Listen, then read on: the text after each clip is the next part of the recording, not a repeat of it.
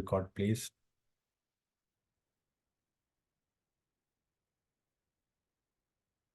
All right, so this is session number 2, and I have some agenda items we want to cover today. So before that, we'll start with how is everyone feeling? How are they making progress on this? Did they like the kind of concepts and things we are trying to bring? And we will try to bring additional few similar things today as well. So any questions you guys have from the previous session that we can take first 10-15 minutes? We can, if they are like specific to everyone, it is like your question, your environment not able to do something or that sort of thing, probably that should be handled outside. Any debugging, any issues of that sort. But any conceptual things that you think are good for, you can share that feedback, or you can discuss any question and before we move further in this setup.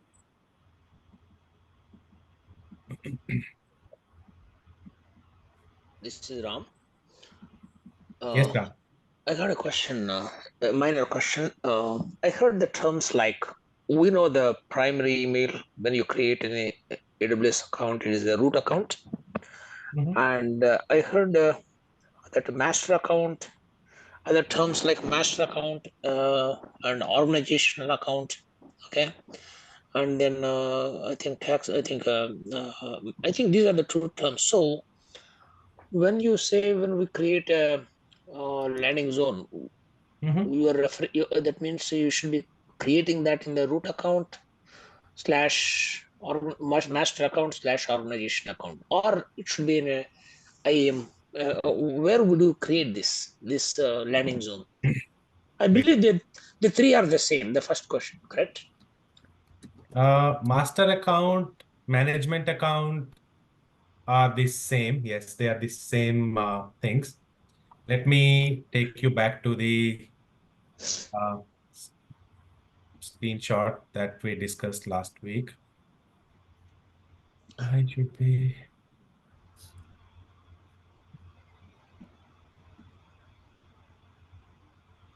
Oops. Which screen do you see? Yeah. No, that's not my intent to share. I intend to share screen 1. Okay, that's changed. Okay.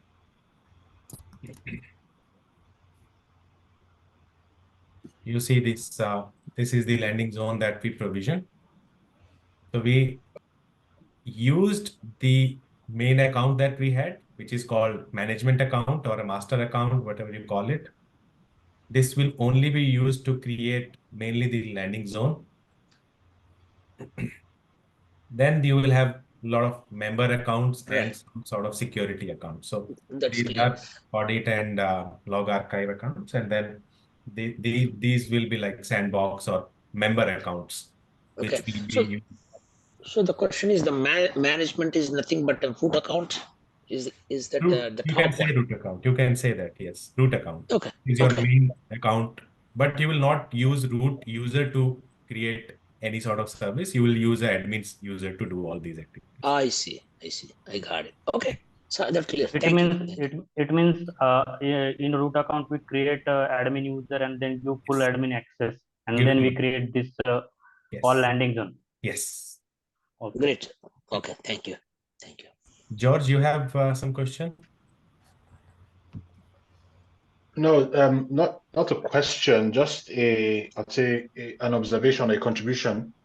So, I mentioned that I already had AWS organization set up with single sign-on in my account, but I had not used Control Tower, and I had like a number of AWS accounts. So I created Control Tower and I tried to add the existing accounts, and then I got some pre-check errors.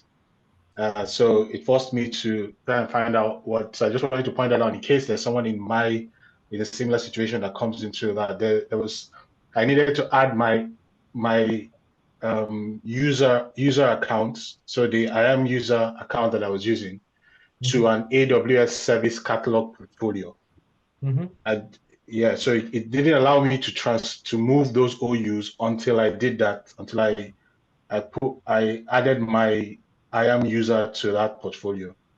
So just in case someone has a similar issue, they're trying to do the same thing I did.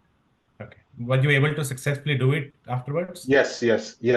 After I did that, I was able to add all the other accounts. So everything now is under control tower. Awesome. All right. Thank you so much. So, You have some question? yes, I do have a question. There are two parts to my question. One thing that I want to know is control tower controls different from SCP, service control policies?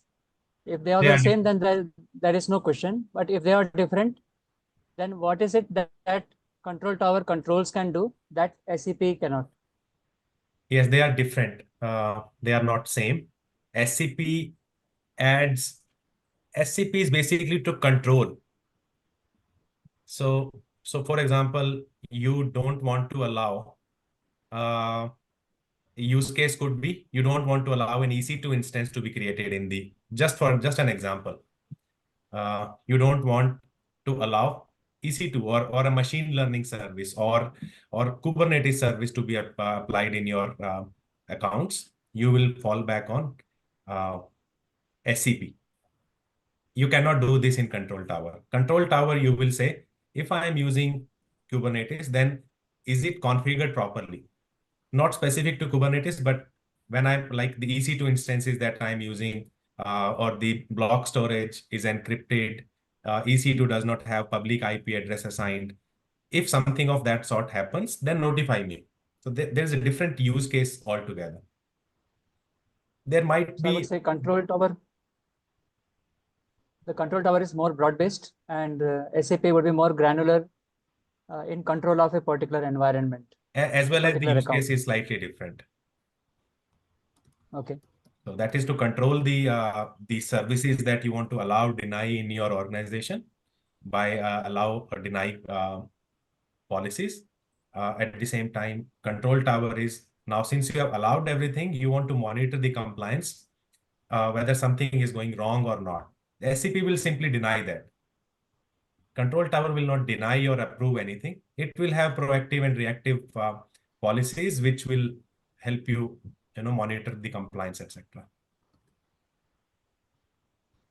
There could be some overlap in their. There might be. That's what I was coming to. There Yeah. might be a scenario where there is a preventive policy in control tower which also prevents something, and the SCP might also be preventing. And I'm not sure what will happen if there is an overlap and who will trigger first and all those sort of things.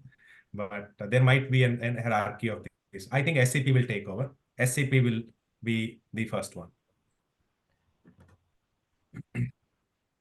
Yes, Satya, you have. I'm going by the hand raised. Okay, got it.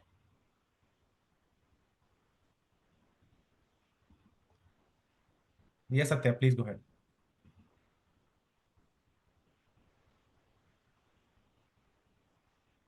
Deepak, you have some question? Yes.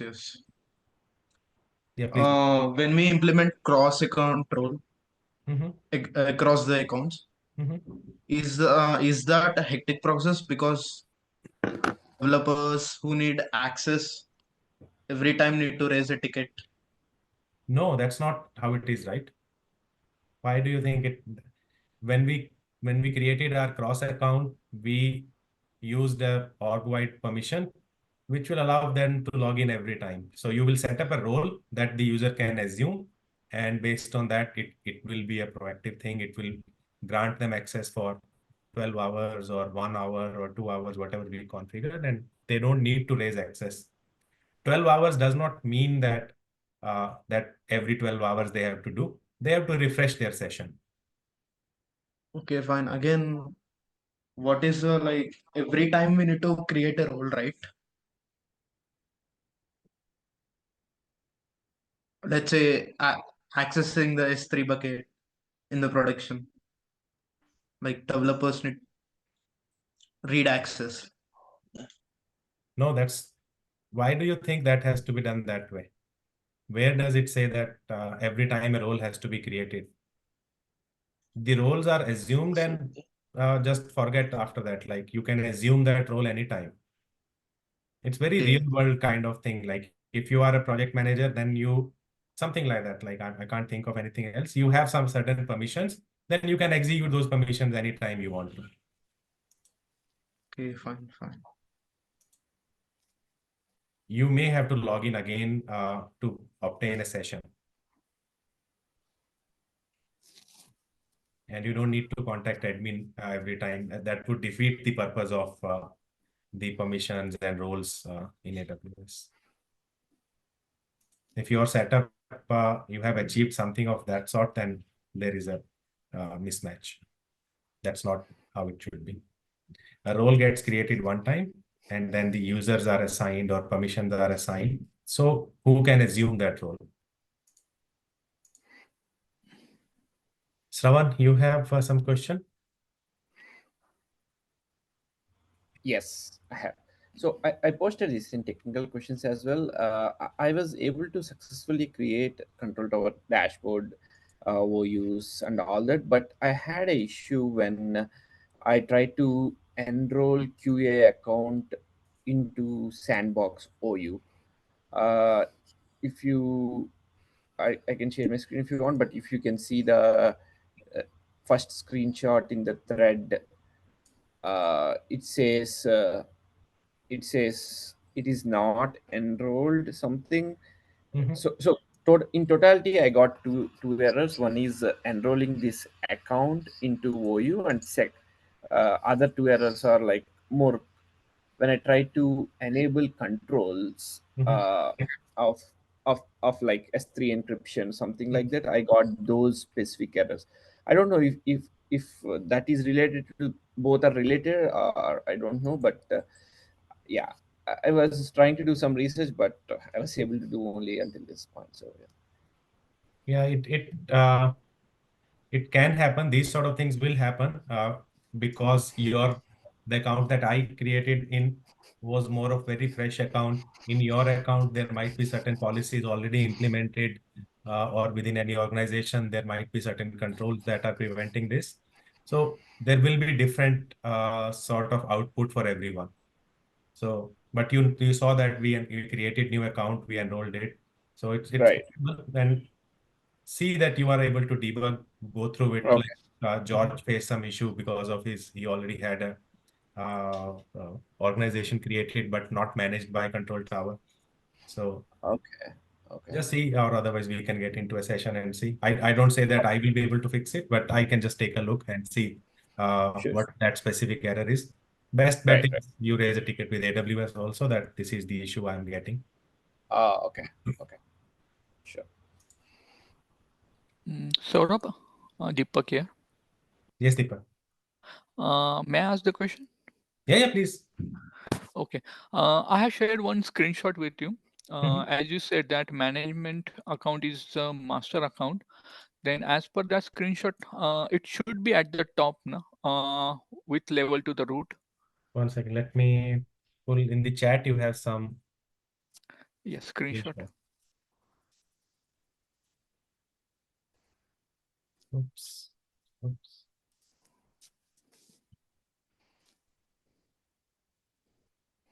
You guys can see it? No, I'm not shared. I think we should download it from the chat.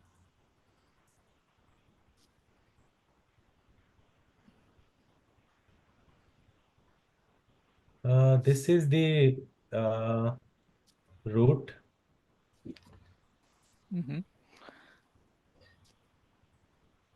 Root OU basically. And this is your master account, is it? Correct.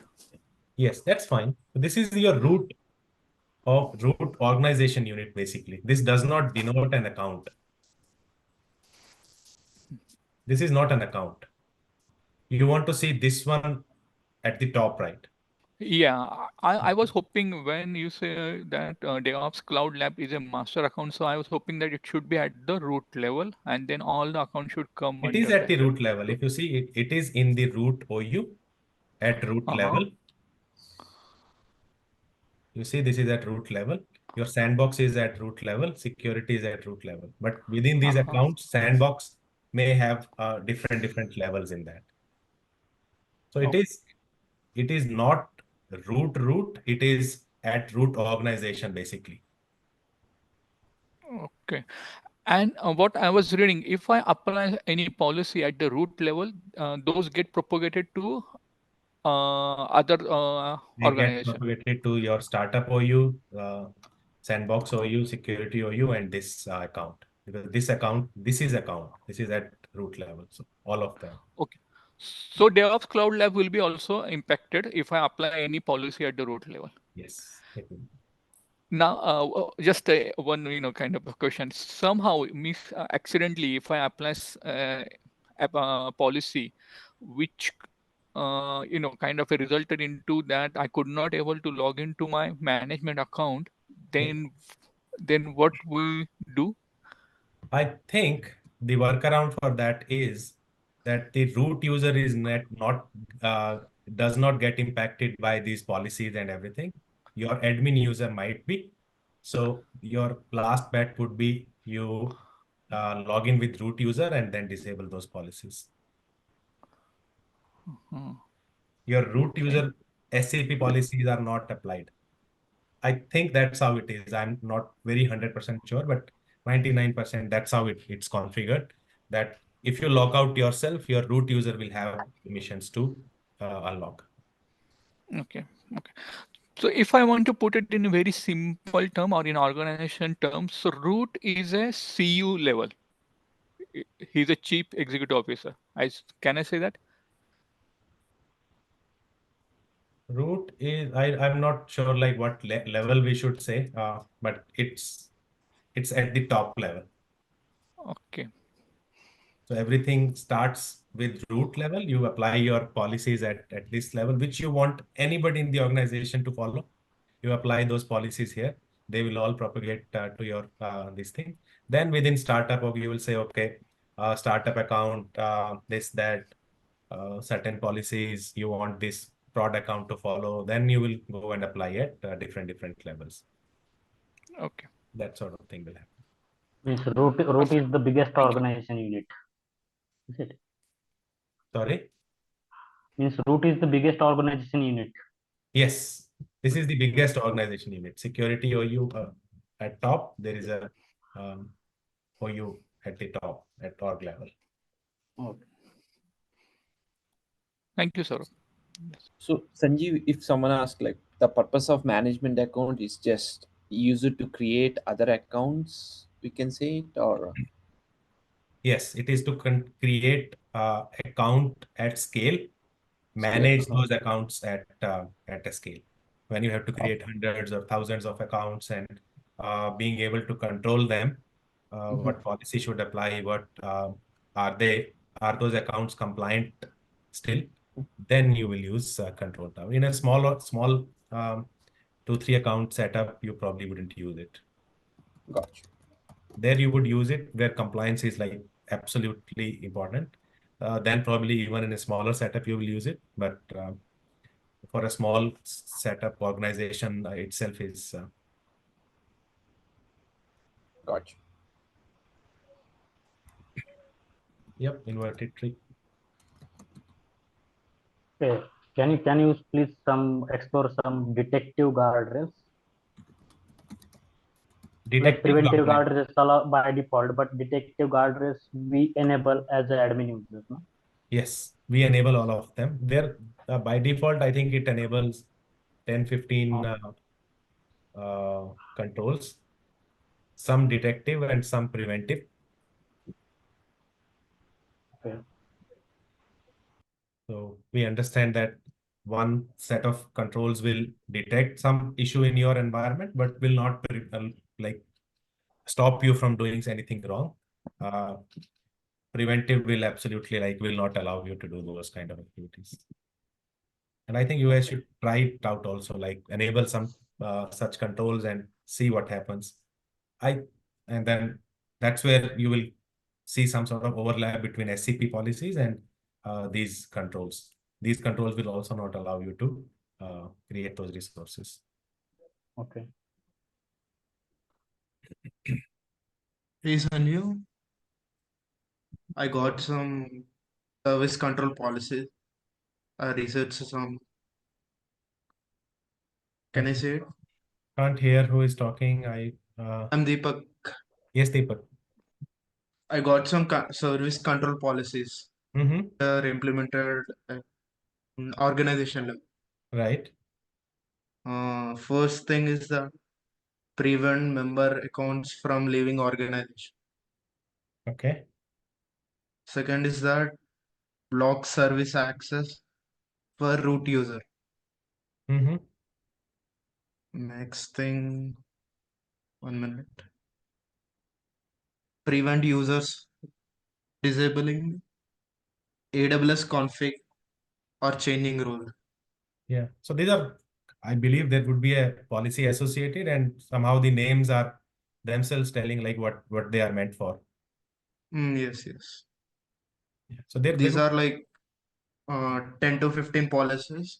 yes. I researched around it and asked some folks who are in this AWS organization.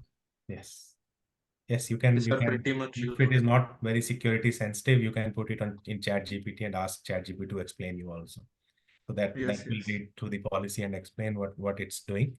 But yeah, these are the sort of policies where you want to prevent something. You don't want an AWS account to leave your organization, or somebody by mistake removing it from organization, or you disable some sort of service. We looked at EC2 being disabled. Similarly, we can look at other stuff. When VPC flow logs also disabled. Okay. VPC flow log disabled. Okay. For the Maybe dev. there is some cost or some other reasons that they disabled this service. Yes. Yeah. Hi, Sanjeev. Yes, Vishal. Yeah, I have 3 questions. Okay. So, first question is, I think I saw, can you please hover over the diagram, control tower diagram, that architecture diagram? So, I think my question is related to that. 1 second. Yeah, go ahead. So, I was I mistakenly clicked on AWS organizations, and what I found out that the underlying principles are very similar to control tower, but then today I just saw this, that control tower internally calling AWS organizations. Yes. So I think they are interrelated. They are related, yes. So Organization. that's what, So yeah. we discussed last week, organization is a default, like some sort of product that useful for small setup, but at very large scale, you would use control tower. It is sitting on top of your organization. It's basically using organizations, but adding its own additional functionalities. Yeah. And okay, that answered my question. Then question number 2 is, it's not a question, it's just a use case which I saw in Code Cloud platform. So they are offering some playgrounds. Okay. In that playgrounds, they will be giving 2 hours or maybe 3 hours of AWS on the fly access for GCP, also for AWS. Then I noticed when I actually try to sign in those dynamic accounts, there are certain things which doesn't allow me to do things. I think, and then I started thinking maybe they have underlying implemented control tower or SCPs. Programmatically. Yes. So that's where I was relating, okay, the one use case. Yes. And okay, third thing I forgot. Let me recall when at the last of the class. Okay. No worries. Thank We'll you. take up questions at the end also. Yeah, thank you. Satya, you remember what you wanted to ask?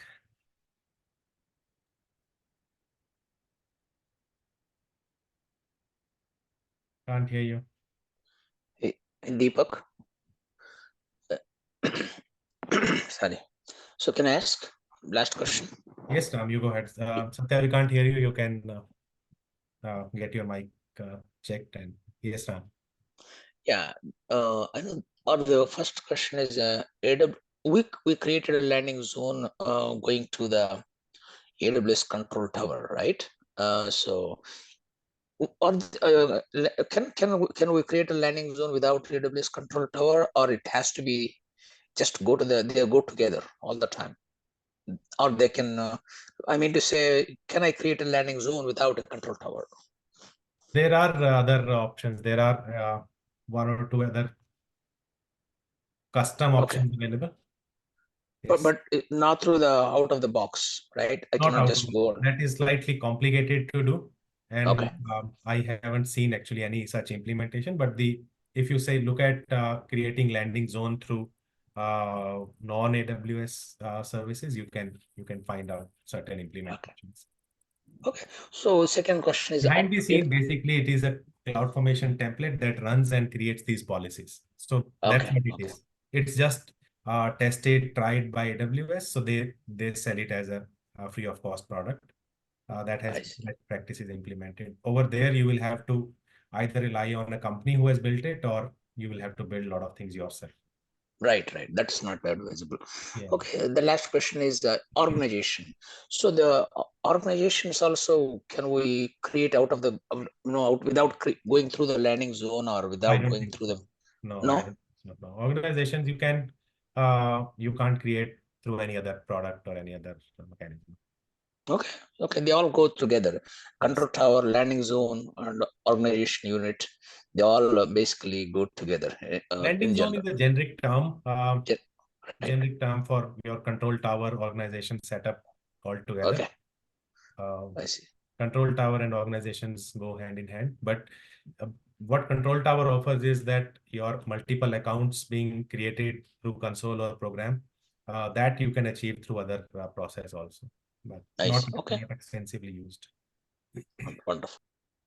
Means what I believe is AWS organization is more manual way to create things, and AWS control tower automates all processes, including AWS organization as well. Correct. Yes.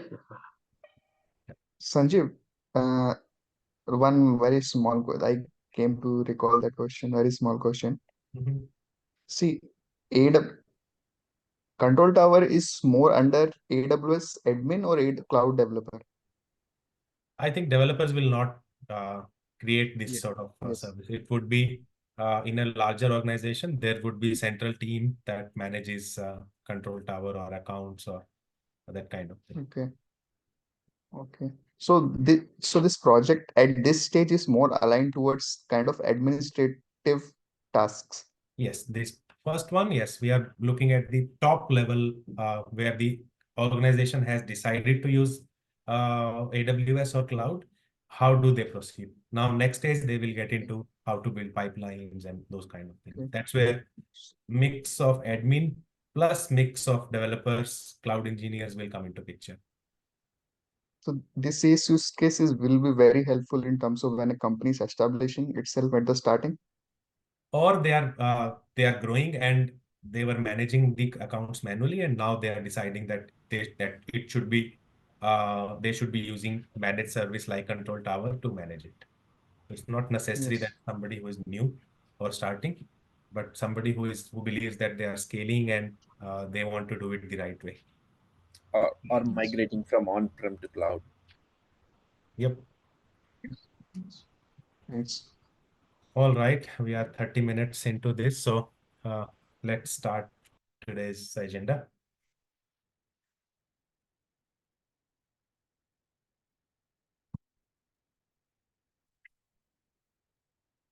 This is what we discussed, right? Master account, organization, project, and stuff. Did someone try with Microsoft Azure AD?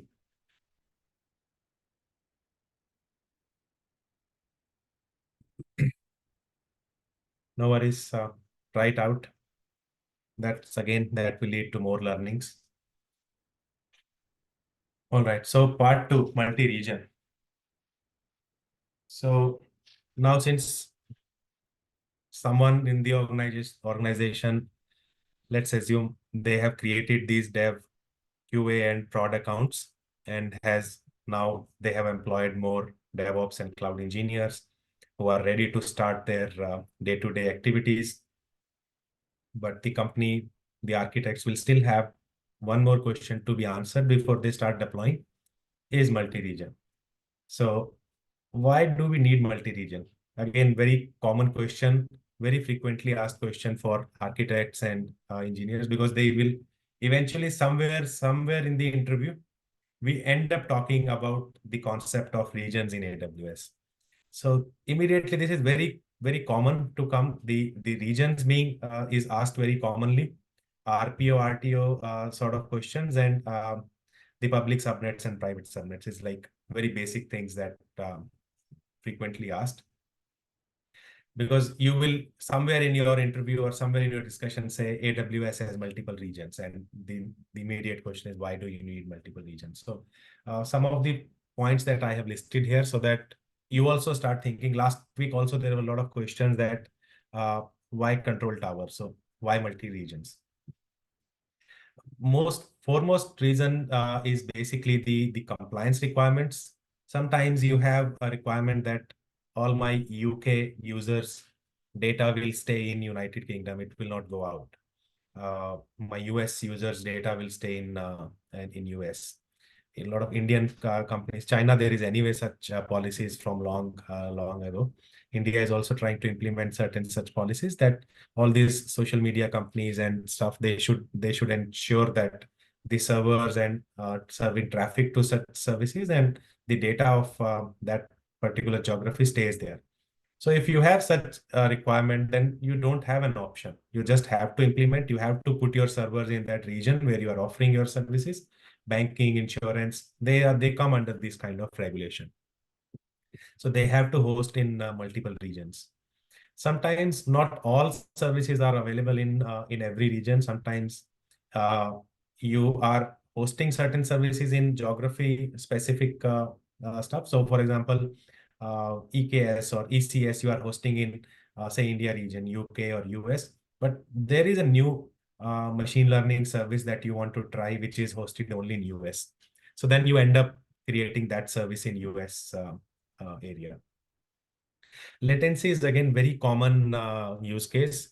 There are certain services like you can reduce the latency of your end users if you're hosting your servers in say just one region in Europe somewhere, and you are serving traffic to the entire world from there.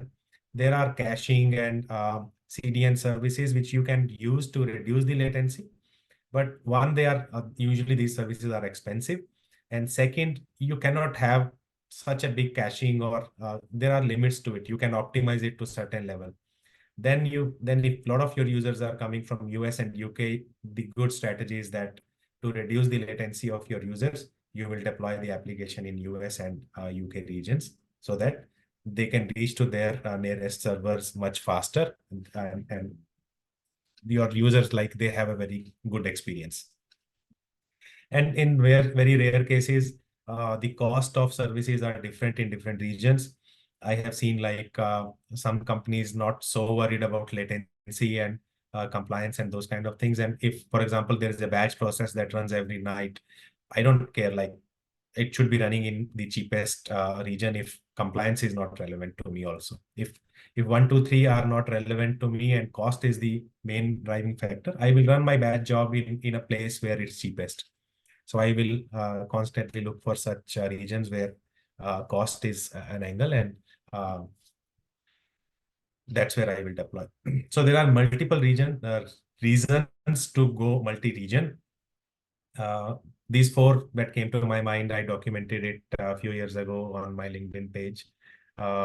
You can read through it. That link has more insights as to what RPO and RTO you can hope. Now, say my company has decided that we want to go in US, UK, and Australia regions.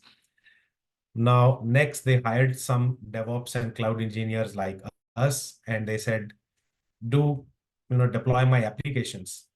You still can't do it. There are still some activities that need to be done.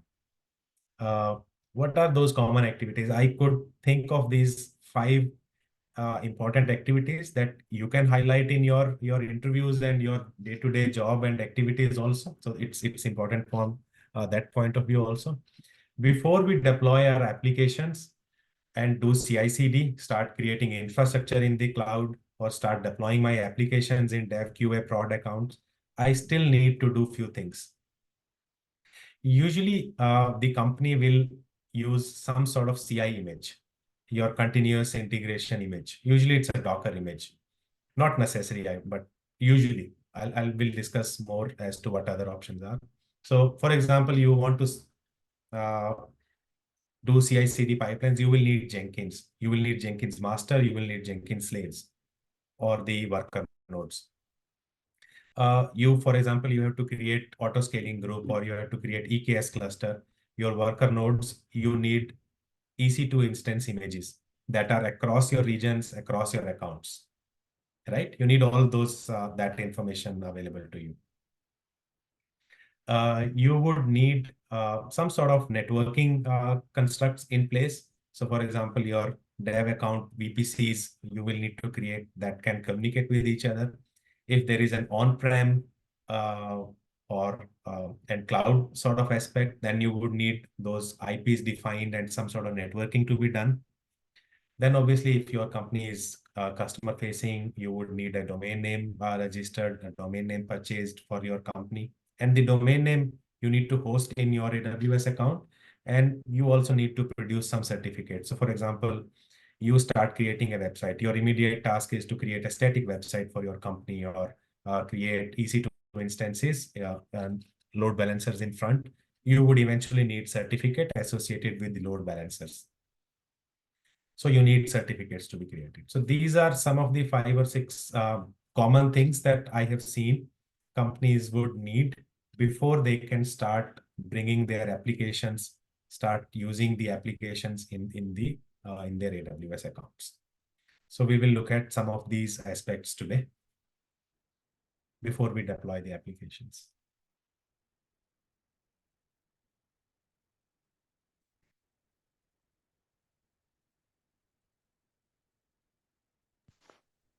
Hey, Sanjeev, what about instance selection decisions? What kind of CPUs and I think you talked about the image. Later. Everything later. We are not talking at that layer yet. I see. Okay. We are still one step. We are just going step by step. So we created accounts. Now we are and created some policies that things will be monitored. You can decide some very high level things in the SCP policy level, that my dev accounts, I don't need to allow very large EC2 instances. You can prevent that sort of thing at that level. But what that is againly denies sort of thing. Deny. Okay. Makes sense. But that will come later in the when you actually start building your infra and deploying your applications. Makes sense. Thank you. This is making sense to everyone, like a company-wide CI sort of process. So for example, your Jenkins, right? You would set up your Jenkins environment. Now Jenkins agents have to be configured. Those are the things that I'm calling a CI image here as of now. Later on, we'll see why it's usually is a Docker image. EC2 instances image is your standard EC2 instances that you will use, the AMI, your VPC, your domain name, your certificates. So for example, your company uses Java applications, .NET applications, Node.js applications, or those kind of commonly used platforms. And you will then say, okay, I need 5 Jenkins machines to do this activity, and I will create some sort of shared runners or build machines, and that's how I will set up. So those are the sort of things.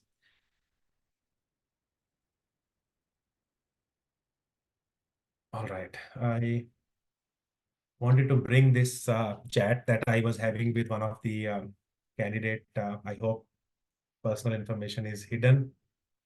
So this guy had, usually companies are nowadays asking some sort of hands-on assessment to be done before they are hired, people are hired. So this friend of one of the subscribers basically on the channel reached out to me that there is a submission for his job. Usually they will give 24 hours, 36 hours of time frame and an assessment.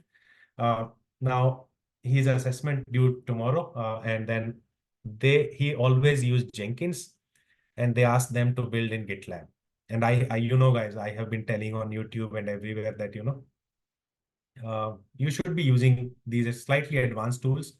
They are easy to get started and quite easy to configure. People end up spending a lot of time setting Jenkins and their agents and struggling with that, starting process on Jenkins agent, connecting, then troubleshooting, all sort of issues are there.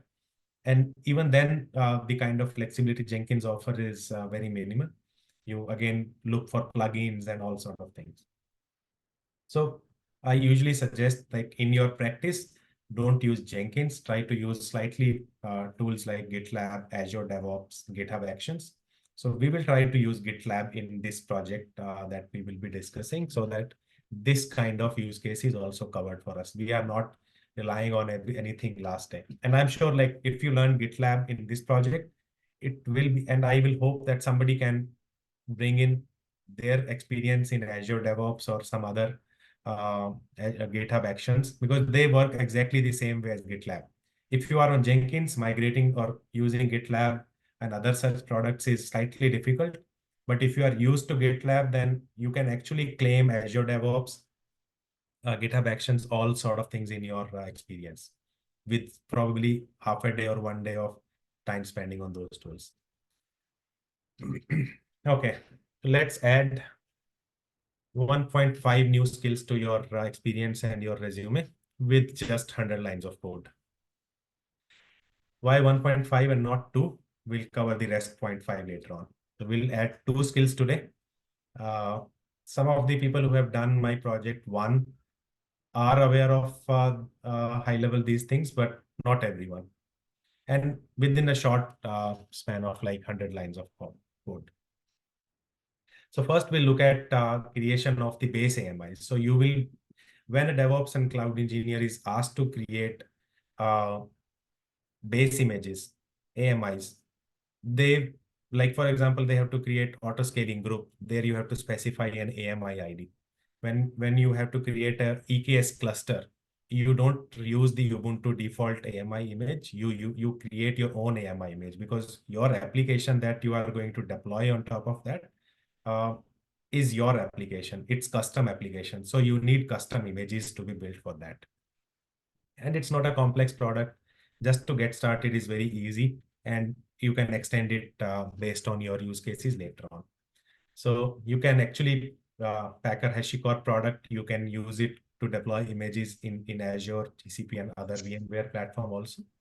So, and instead of using Jenkins, we will use GitLab, so that that is the 0.5 skill that we will learn in this session. And then we will extend on top of it. And then it offers basic shell scripting sort of knowledge, and you being able to build multiple machines out of it. So let's take a look at how this is done. Okay, that will. So Sanjay, you are saying you cannot create a auto scaling group with default AMIs? We can. Okay. So for example, there is feasibility of doing something, and second, there is that the right way to do? Is it the right approach to do it? Okay. So for example, your EC2 instance, you can create in a default VPC that comes with AWS, but you don't use that default VPC. You will create your own VPC. Something like that. So good practice. Company CI image means a Docker image, Aman. Not necessary, I would say, not 100%, but some sort of image, some machine which can build your company products.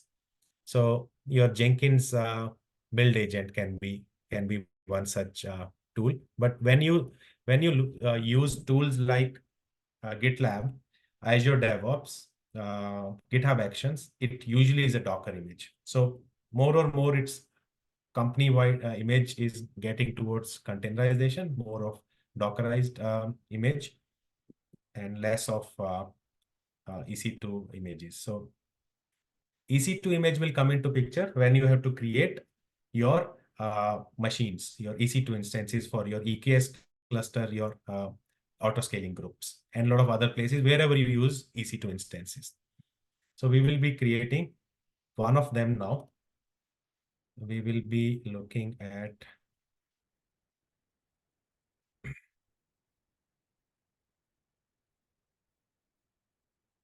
and it's a very short sort of like, as I mentioned, just 100 lines of code can add new skills to your experience. So why not? Just cleaning up my desk, I actually opened few images that was sent in the chat. You guys can see my screen? Yes. Yes. So here I am in GitLab and I signed up with a free account on this, and it has given me good, like some trial, 30 days trial, and I don't need to give any credit card or something. And I was just playing around with it last couple of days. So this is my golden image. I created a group called Startup. So just like AWS organizations, GitLab has its own hierarchy of things. So you can create multiple groups within GitLab. You apply certain rules to this group, then all the projects that are within this group, those policies gets applied. Policies, again, similar concept, right? Very object-oriented, very real-world kind of scenario. You apply certain at your group level, and then the projects within that start to get impacted. And if you apply certain policies at your project level, then obviously that project specific thing will be there. So I would suggest you create an account, play around with it. There are a lot of things you can do at the org level. You can define whether it's a public or private, what sort of pull request. Pull request is called a merge request in GitLab, that kind of thing. And you can define your credentials. If you just like Jenkins credentials, you can define your variables in here. You can add variables like oops. You can define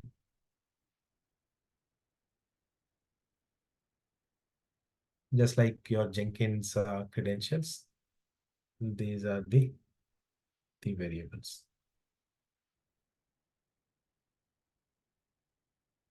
AWS access key, region, access ID, and then its value.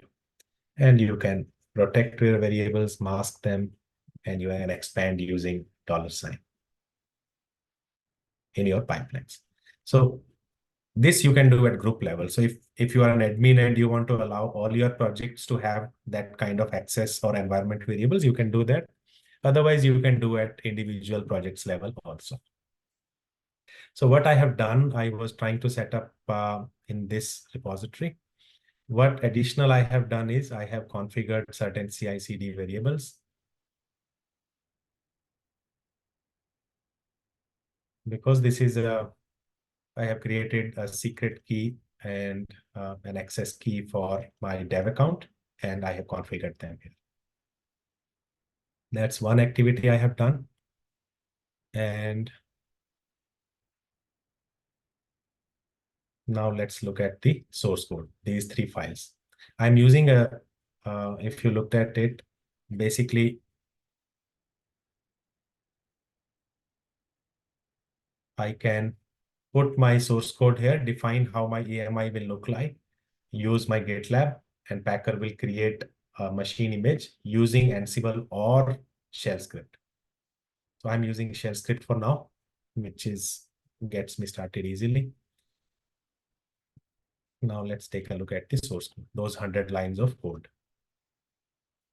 First of all, let's look at the benefits of using GitLab CI process. So GitLab CI means you, just like your Jenkins file, you will use a .gitlab-ci.yaml. This is the standard name of the file. This will always be this name. You cannot compromise or change this name. And you can define which base image you want to use. This is that image that you usually will build for your company specific stuff. So for example, if you are building a Terraform project, you will have an image created for your company where your specific version of Terraform will be available. If you are using any custom tools with Terraform to scan the code quality or anything, everything will be packaged into that image, and you will push it to your ECR repository, and then you will pull it from there. In my case, I don't have to set up. This is basically a replacement for your Jenkins agent machines that you use, your build machines. I have a simple process. I can rely on Amazon Linux Docker image. So I'll use that. It will come with the standard AWS related stuff that I need. If I want to access my keys environment variables that I provided, I will, with a $sign, I can access those values. I can assign those values to AWS access key and AWS secret key. And with that, this Docker image that I will pull will automatically have access to these credentials, and I can run my Terraform and my other AWS related commands easily. So what I will do is I'll use Amazon Linux, get my AWS credentials, install AWS CLI. This we don't need. This was for practice. Then I will install Packer, one of the version. Is it the latest? I'm not sure. And I will install Packer in the instance. Packer, just like Terraform, is just simple executable. That's it. This is the stage within my process. I will be building. I will be having a single stage. I will be building. I will be Packer init, doing Packer init or Packer build. And these, I will get into more of these. Some of these things are optional. We don't need all of this. If we want to, we can remove this. Doesn't matter, but we'll just keep it. What it will do is it will look at any sort of .hcl file in this workspace and will try to init. Just like Terraform does .tf file, it will look at packer.hcl file. What this Packer file will tell will, for now, just like, because it's HashiCorp product, anybody who is having just a bit of experience with Terraform will be able to relate that we are using certain plugins. We are using the images defined by Packer, and we are specifying that in this region, take a T2 micro instance, take a source AMI. This is a public AMI that AWS publishes. So maybe Ubuntu or some other AMI that we usually take. And then we start adding our stuff on top of it.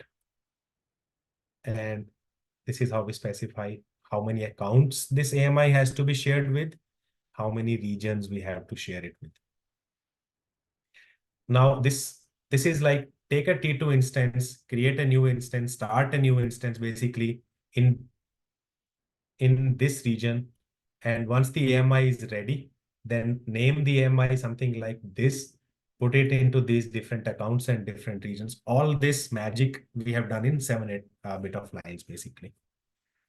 What else it does is, now this is a base image. If we just do this activity, then what it will do is you will take a base AMI from AWS, rename it, and just that's it. But that's not the intention. We want to add our custom packages on top of it. So we will say there is a provisioner option in this. You can specify what provisioner you want to use.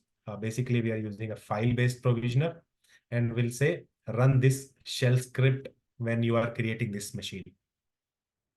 So it will say run this shell script, and this shell script. Okay, copy this shell script to temp and take this source, copy this onto the temp folder, and then use this file. And within this provisioner, we can do as much as we want. This is very company specific stuff, and you can say on your machine you need CloudWatch agent to be installed. AWS. This is all custom. It's all depends. So you can actually have as many lines or as many stuff you want. You want to build your whatever your requirements are, based on that it will change. So let's now, I'm not doing any sort of just for testing, we will commit this to the main branch. So right now we are not doing any multi-region or like multiple branches, etc. This is one single main branch that we have, and we will commit it to the master branch.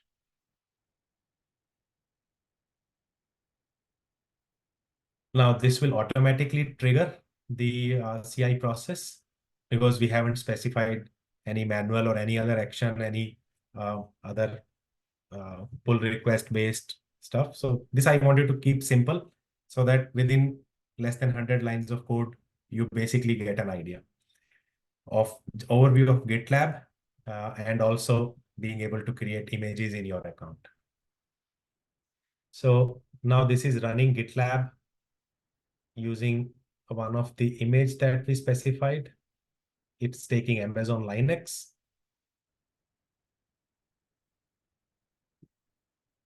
Behind the scene, just like Jenkins agents, GitLab automatically provides you runners, which is similar to Jenkins agent, but you don't have to manage them. And at least in the SaaS version, you don't have to manage it. It's all managed for you.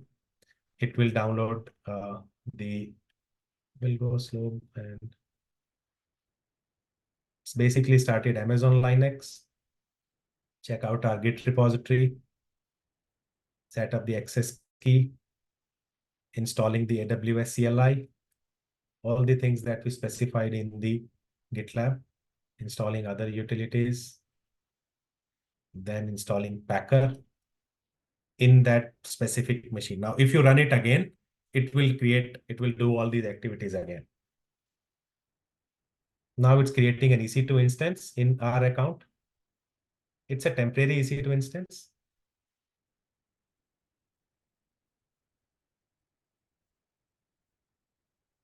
Oops.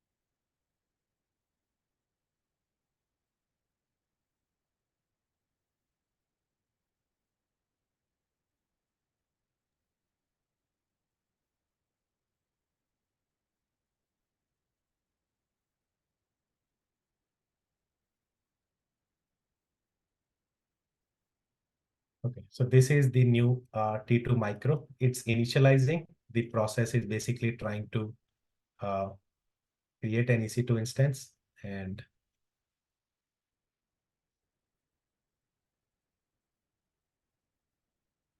it will open port 22 and connect to it. And after that, it will copy this file to temp directory provisioner.sh.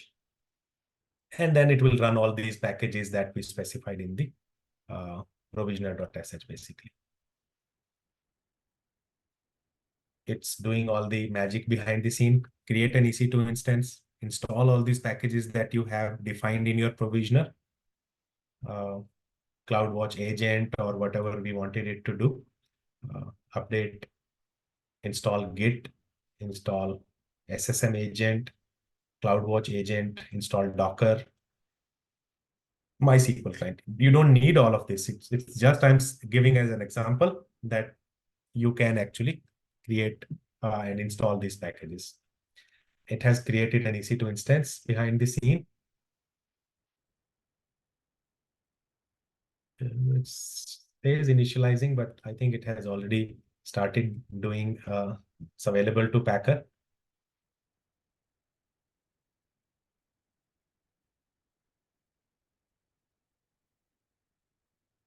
We specify how to download and run a Docker Hello World image. So it will take a bit of time. Now it has installed everything, all those packages, now it will stop the instance. If you have created images, AMIs in AWS, I think you need to stop your instance after before you want to take an image out of it. You need to stop the instance, and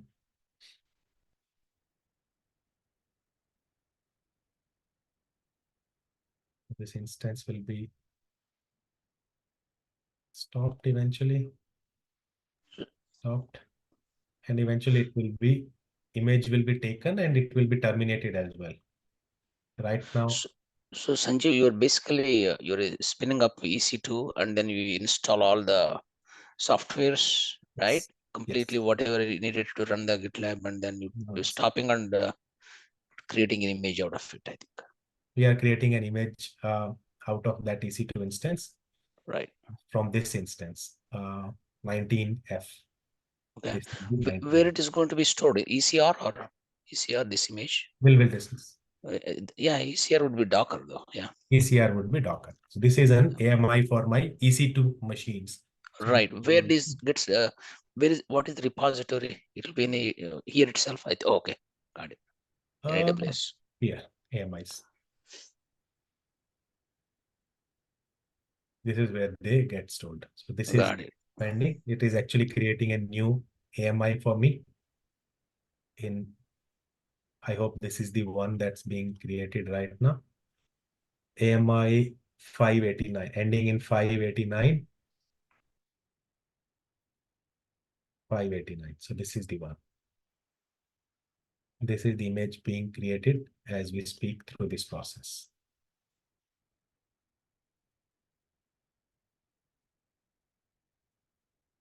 It's available. So AMI is created. Now it's copying. Now AMI is a regional service. You will see that AMI is a Sydney-based. This is right now linked. It's an EC2 related service. So it's a regional service. This AMI needs to be copied to US East 1, EU Central, because we specified these 3 regions. We decided that our company will operate in 3 regions. So it will now copy the images across your US East 1, EU Central 1.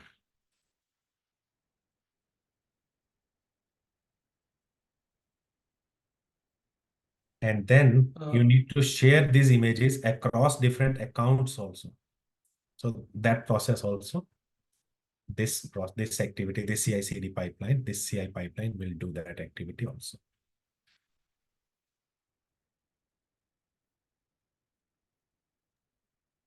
Hey, Sanjeev. Yeah, hi. We'll use admin access keys, right? Yes, we will use admin access keys. It will talk with the admin admin account and create this across these accounts, right? Yes. Okay, fine.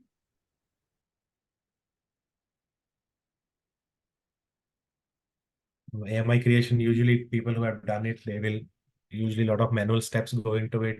Creating, copying takes time because it's the entire machine and the EBS volume, everything needs to be encrypted, and so it's a slightly bigger piece, takes time.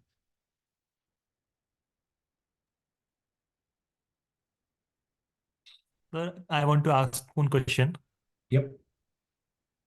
Sir, whenever we create a new golden image, a snapshot is created in the Elastic Block Store. So, sir, that part can cost us extra money, extra cost, or is it okay? Again, very use case specific thing. If you want that your image to have a EBS volume also created, then you will create an image based on that. Sir, if we want to just want to get the golden image only, yeah, I observed that Elastic a new Elastic Block Store snapshot is created whenever we create a new golden image. So it is good or bad?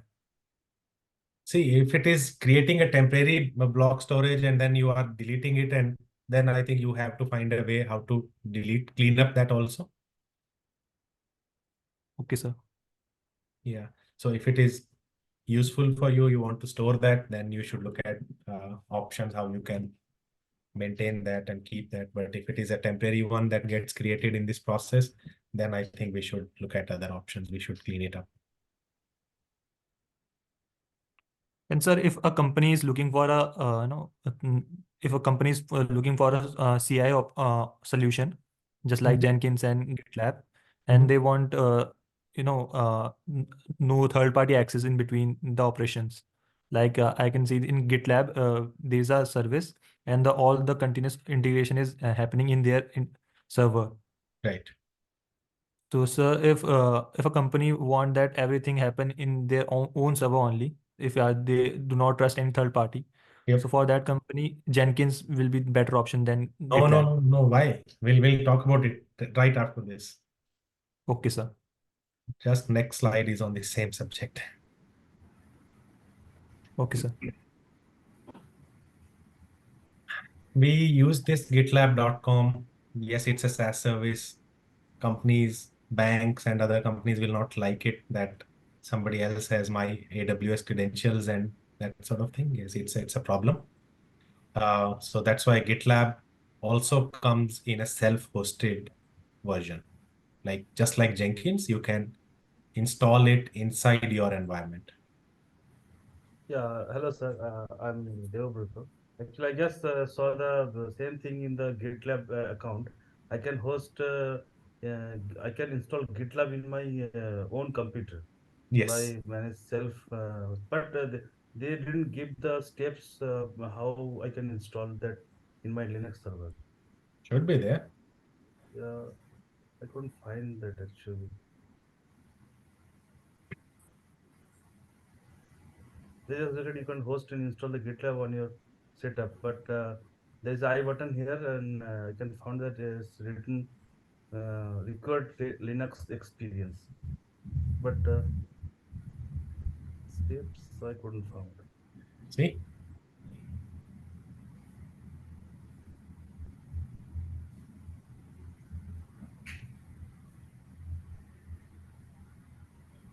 This is your self-hosted.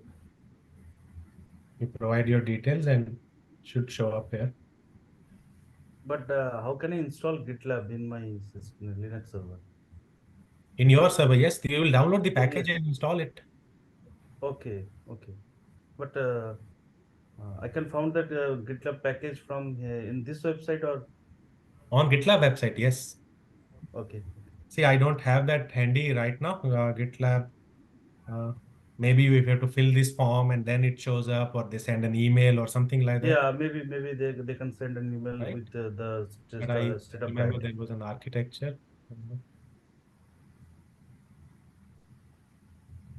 So one more question, one more thing I need to ask actually. In the Jenkins, we always get the code from GitHub. So if I suppose I have an account in GitHub and I can get the code from there in GitLab to be, pass the CI/CD, is there any option for that? Yes. This is Okay. GitHub directly. So I If can your image integrate is with public. Okay. If you have a public image, this has downloaded from GitHub, your Docker Hub. Okay. This image has come from Docker Hub. If you want, you can specify your ECR image or whatever you want to here. Okay, for ECR, I need to mention the whole ECR set. The entire ECR public. Yeah. Okay. Thank you. Sanjay, Deepak here. Yes, Deepak. Could you please go to the package file, the packer file? Yep. Okay, in that file, you have mentioned somewhere the users, line number 19. Could you please explain more? What are these AMI users? I didn't get This one, it. yeah, this one, the accounts. Yeah.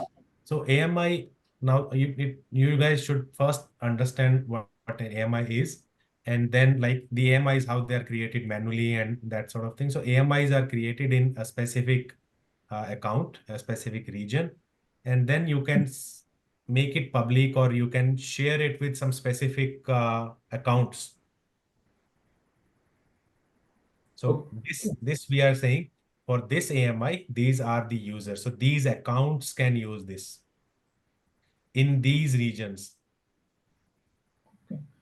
That's what So the basically, this meant AMI by. user, that is a particular number that you will get when you log into the AWS account.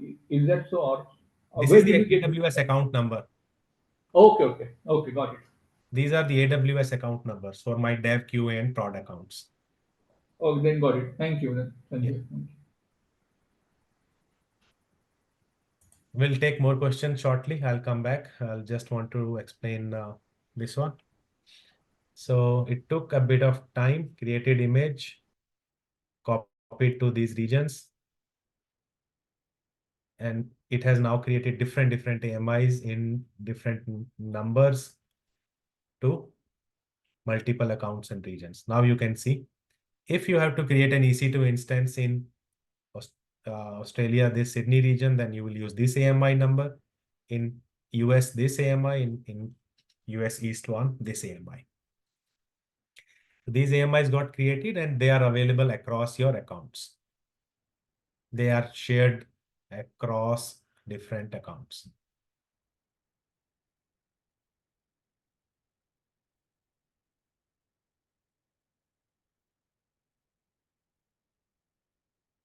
So this is the owner account and they are shared with these three my other dev QA prod accounts. Right? That's how one of my common infrastructure gets managed. Now, if I have to create an EC2 instance in any form, whether it is EKS cluster or autoscaling group or anything else or Jenkins agent or any such scenario where I have to create, I will be using my own created one.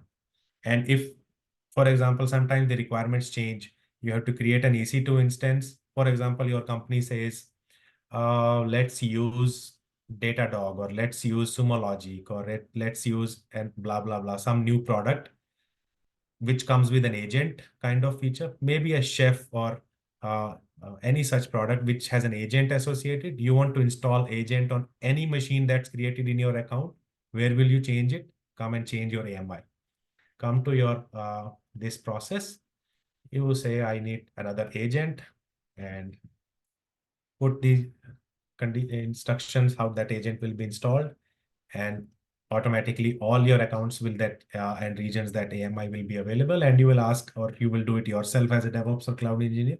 You will change the configurations of all your other processes. Use this AMI.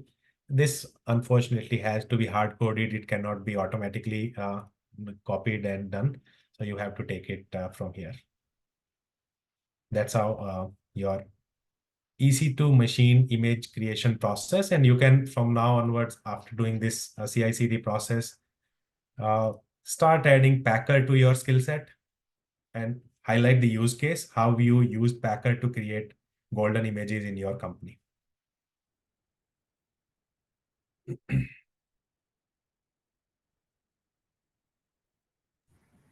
Sir, one more question. Instead of Packer, can I use Terraform here? You can combine some of these tools. You can use Ansible, probably better suited. You can install packages, softwares through Ansible, and then create an image from it. You can use Terraform, but you will have to do a lot of, again, some scripting out of it. You will have to use Terraform with some sort of shell scripting or provisioners way of doing. So better use Packer itself. Okay.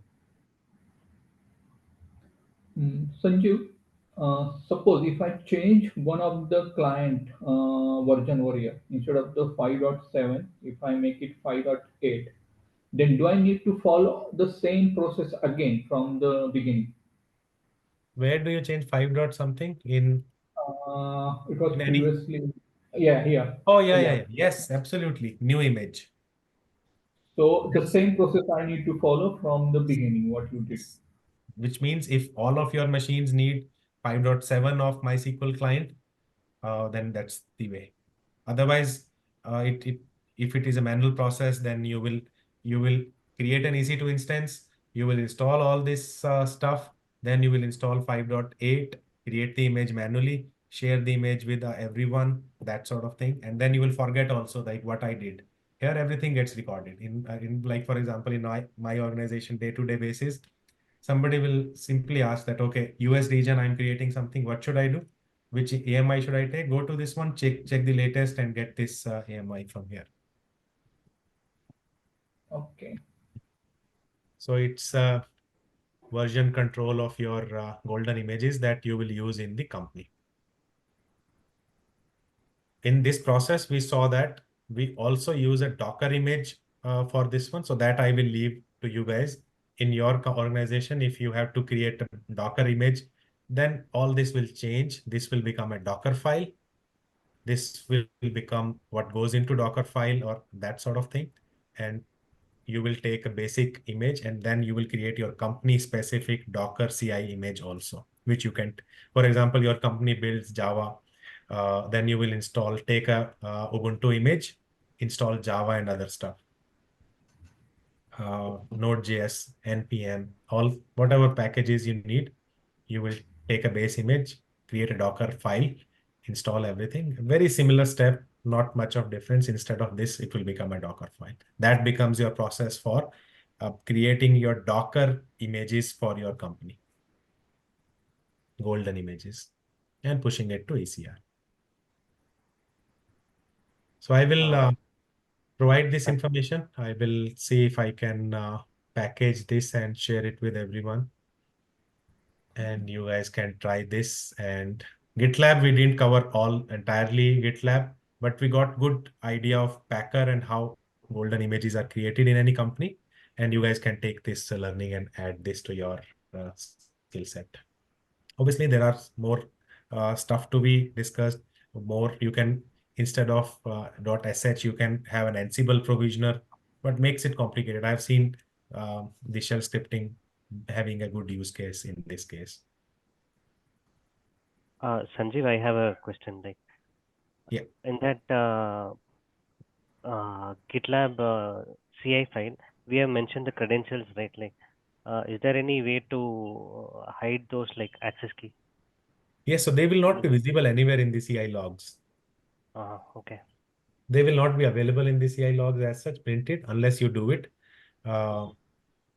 But there is the other next slide, what we will see, if company has issues, GitLab having those credentials, then they have to go for a self-hosted GitLab. Okay. I think if we go with self-hosted, I think we should provide an IAM role, right? Absolutely. Yes, that's what I'm coming to. Let's move on.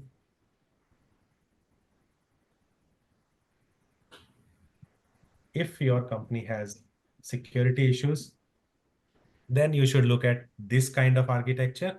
I have taken it from internet, so there might be minor issues here and there, but you get the idea that you will be hosting the GitLab in your AWS account in your environment, basically somewhere.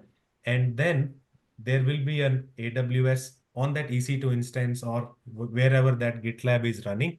That will be given a specific role, that instance role, whatever you call it, that will allow this instance to automatically create AWS resources. So for example, if this instance you are going to be extensively creating EC2 instances through Terraform, buckets, and all those things, basically you end up giving admin access to this instance. Like that's what I have, like, because CI processes do bunch of things in different projects and different areas. You really don't know what it will do.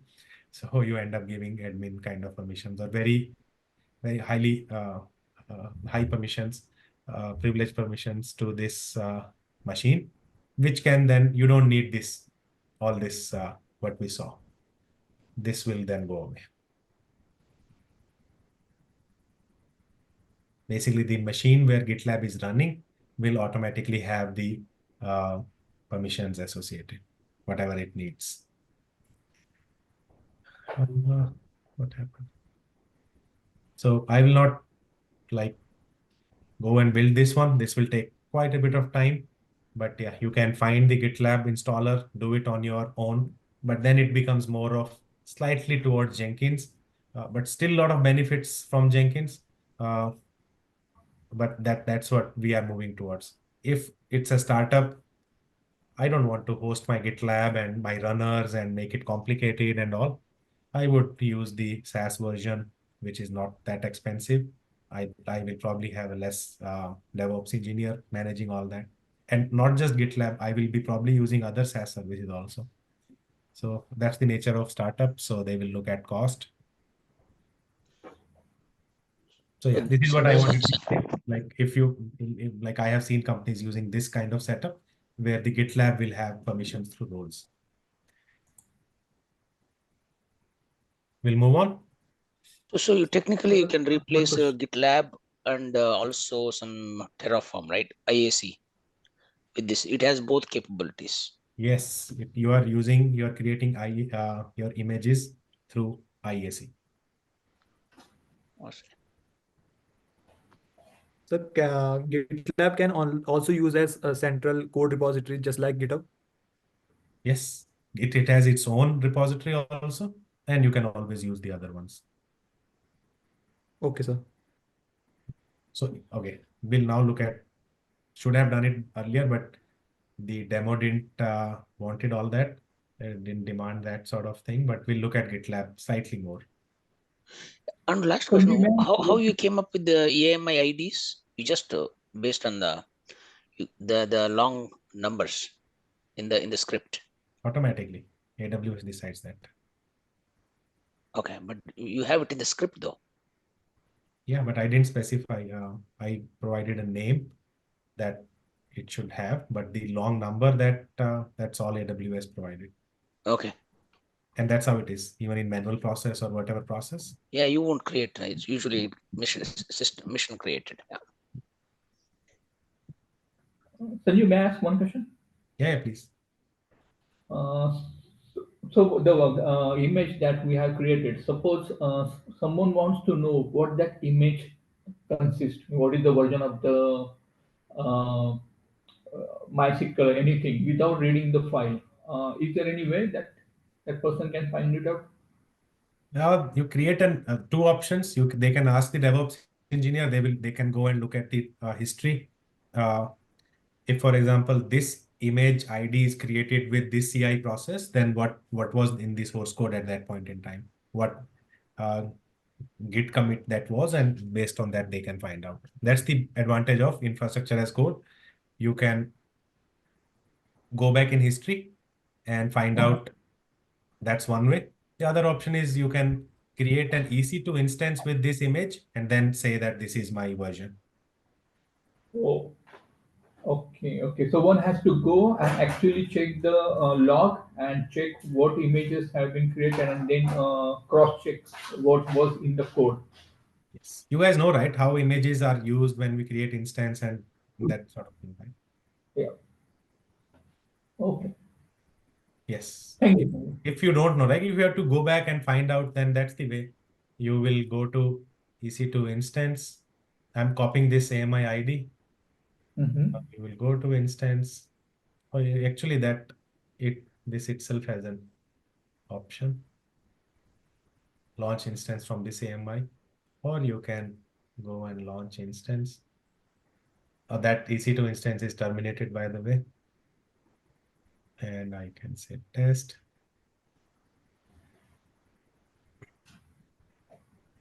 This is your AMI. This is where you will specify which AMI you want to use. Okay.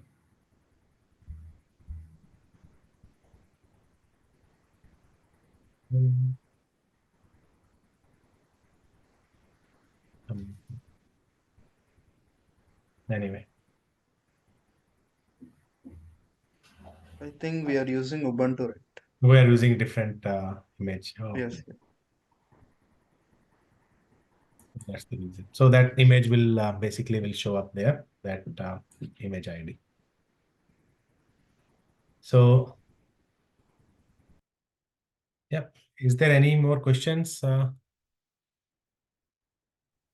Yeah, I want to ask, the GitLab is being marketed as DevSecOps. So where is the security component in the GitLab? Okay. Let's take a look. One of the main thing that you usually get asked is secret management side of it. So that we covered through our environment variables. We'll get into GitLab a little bit more.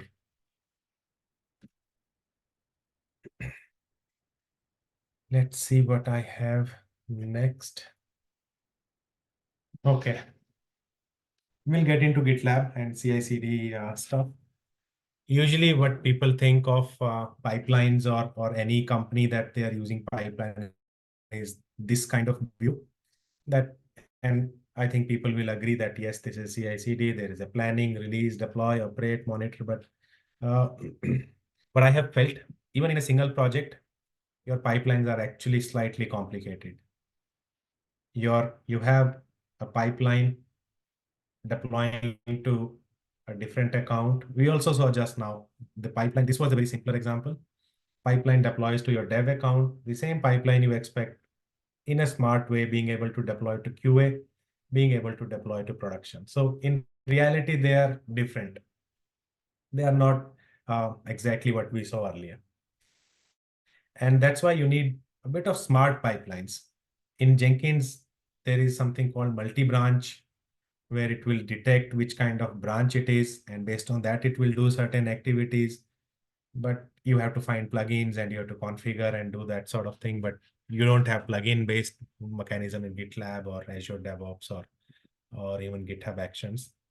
Your pipeline should have those constructs, because we know what DevOps engineers or what companies use, what those use cases are. They want to understand which branches we are operating in, and they want to deploy based on different branches to different environments.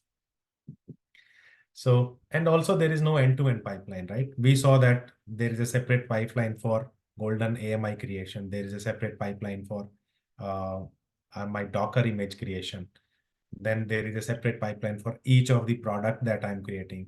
There would be different pipelines for base infrastructure being created, like VPCs have to be created. It's not necessary that I will create VPC every time for every project. I might be having a common VPC and deploying multiple projects in that. That separates my VPC creation process altogether. So pipelines are complicated. There have to be a way where we can add smartness to those pipelines. So why do we need that smartness? Why do we need that sort of thing? So we'll look at a bit of branching and merging strategies here. Companies will not use main branch. We used main branch in this AMI creation process, which is not such a good practice. We should be creating feature branches. We should have something that gets deployed to QA, then something then gets deployed to prod through main branch. That's not usually your main branch is protected. Master branch will be protected in nature, which means people should not be allowed to check into main branch directly. It should always be through a pull request or a merge request process. Pull request in GitHub, merge request in GitLab. So it's slight terminology difference, but they mean the same thing. Branching and merging strategies usually gets asked in the interviews also. My answer, or whenever I have handled, I always mention the Git flow, that I understand very high level of this process. Usually most of the companies use the basic Git flow mechanism, where you have a master branch, which usually depicts what your production is. So sometimes they will deploy to production through master branch, and that's how they will make sure that it is consistent, or the other way also. They will deploy something to production and then make sure that their master is in sync with that. So your master branch, then you will be creating feature branch for every of your organization changes, day-to-day changes. You want to add a new package, MySQL new package 5.7. You will start in a new feature. You will test it in your new feature branch. but you will not deploy to production right away. You will eventually merge this to a develop branch. Now, develop branch will deploy to maybe a QA environment or a staging environment or some sort of intermediate environment. And then you will merge with a sort of release branch and then into a master branch where it will be deployed to production. So you need these sort of smartness in your pipelines. Pipelines are associated with your branches. Your feature branch pipeline will deploy to, say, a dev environment. Your develop branch will deploy to, say, QA environment. Your master branch will, say, deploy to a prod environment. So your pipelines have to be smart enough to understand all these things. So again, took a slightly different diagram from internet. What it trying to say is that this is your main branch. This is where you're deploying to prod account. This is your feature branch. You will be from a feature branch, which is a developer sort of activity. You will probably create feature branch every day, 5, 6, 10, multiple of them for small changes. You will deploy to your dev sandbox kind of environment. Your integration or UAT, which we actually in the previous slide called develop branch or other branches, release branches, they will be deploying to your staging and QA. So your deployment is depending upon which branch you are working in. If you are working in feature branch, it will only have permissions to deploy to dev and sandbox kind of environments. Higher the branch, higher the environment. And your process obviously need to be smart. Let's take a look at how this is done in GitLab. Plus we'll look at a bit of Terraform. Now, Terraform is not the objective of this POC or this demo. The idea is to build smarter pipelines in a way that our process understands which account, which region I'm deploying to. Not so much on Terraform. Terraform is not the focus of this demo.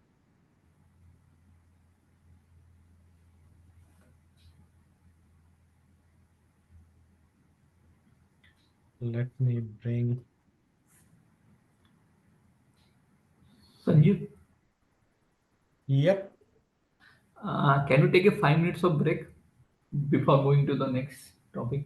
Oh, you are tired? I'm kind of not able to concentrate more now. All right. So if everyone is, agree, then I don't mind. I have a lot to cover, so do come back in max 5 minutes. Okay, sure. All right. Thank you, Sanjay. Thanks. We'll take a break then, 5 minutes.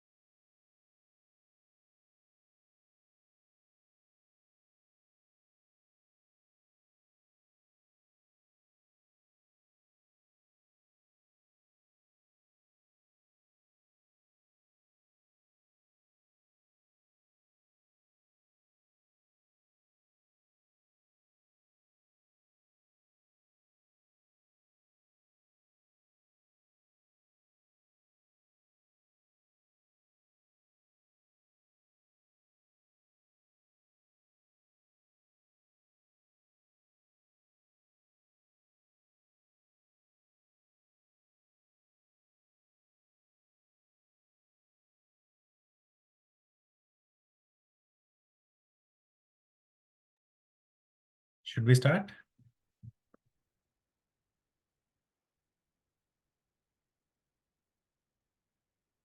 You guys can hear me? Yes, Sanju, we can. Thanks, Sanju. No worries. Actually, I have a lot to share. But yeah, even if we miss out on anything, we can take up next week also.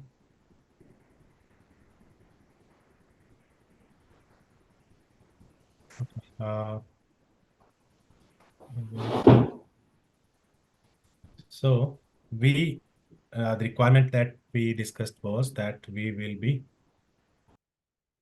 need some sort of smart way to find out. Now we will come back to another project. This is within my startup organization. I am having a base infrastructure sort of project. The idea is that I will be deploying a sort of sample VPC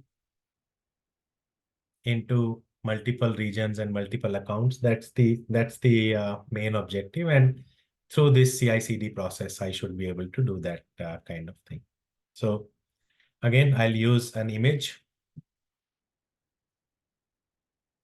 I'll have this file name. But before that, we wanted to do a bit of GitLab walkthrough. So this is that Git repository. My name of my repository, code repository, and then some sort of permissions, whether it's private, public, who has permissions, who can do what. This is an interesting thing, compliance framework. Something new they have added. So you can add different kind of framework. Usually Jenkins will take ages to implement this kind of thing in an organization. So look at some of the examples of compliance framework. You should look at it, anybody who is in banking, or it will give you a lot of best practices around what goes into ensuring that, how your audit of every stage and step is happening, and that kind of thing. So take a look at this one. Slightly advanced and new feature. Merge request approval, merge requests. So what do you want? Like for any merge request to be approved, you want all your pipelines to be successful. You can enable this feature if you want to. Most of the organization will have this enabled. I have disabled it for demo purpose.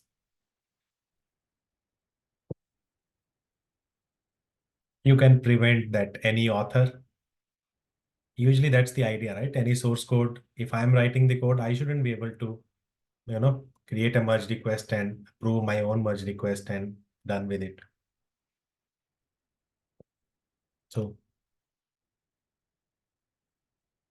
in Jenkins, you would be finding plugins. Go Google online, find which plugin can prevent or help, or can this be even done in Jenkins? I don't know.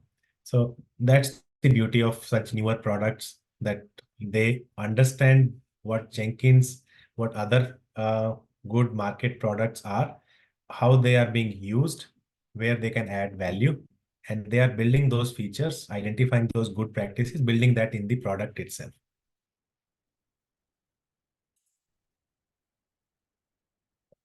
A lot of templates and other stuff. So this, what we are discussing in this, you can create a template of your code, your repositories, and then very quickly you can create multiple number of projects. So in for example, in my organization, we have templates for ECS services to be hosted, or Lambda functions. Lambda functions are deployed very similar way. The code will change, but everything behind the scene is similar.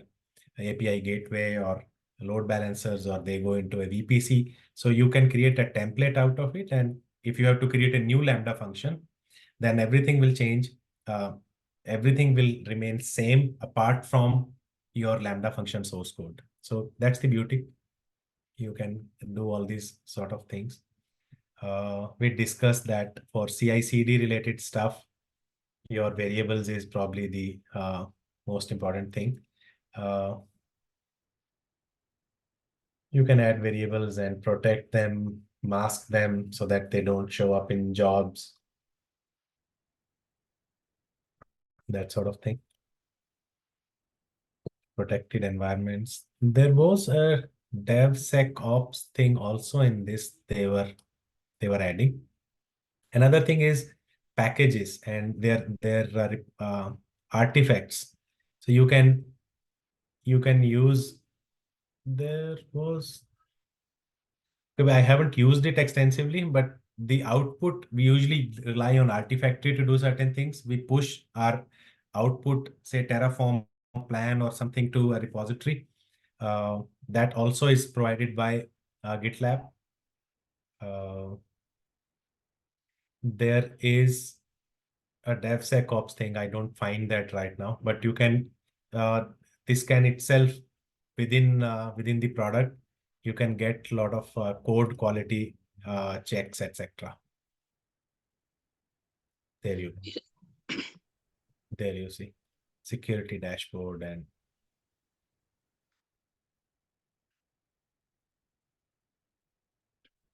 I don't know, like it doesn't tell me anything as of now. Maybe it needs to be enabled or something. It doesn't cover any project, so it has to be enabled or that kind of thing, this feature. I haven't tried this. Otherwise my code would have definitely had some issues. So there are ways to set up. We can look at these features. So a lot of things which in any other product will take quite a bit of time. So you see package registry and also container registry. So you actually, if you use this one for deploying your images, you can actually use GitLab for your package or your container registry as well. You don't really have to pay for ECR and all. I would suggest in your hands-on, don't push it to ECR. ECR will cost you. With GitLab full version, why not use the ECR repository or the container repository in ECR itself, in the GitLab itself. So this also can be tried.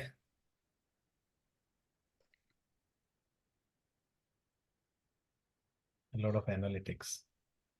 A lot of things are there in this product, and everyday new things are coming in, and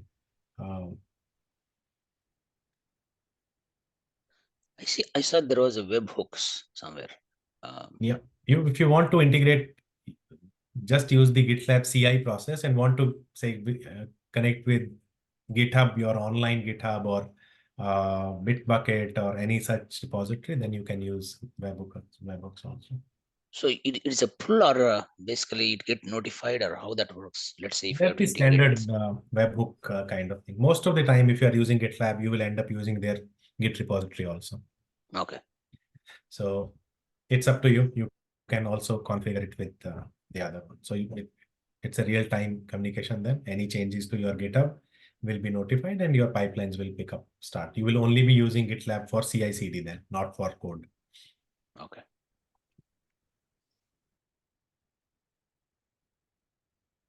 Let's look at this other project now.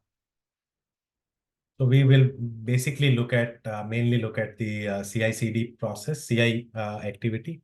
So we will take a base image, which we saw in the previous project. We looked at Amazon Linux there. We will take an Ubuntu one.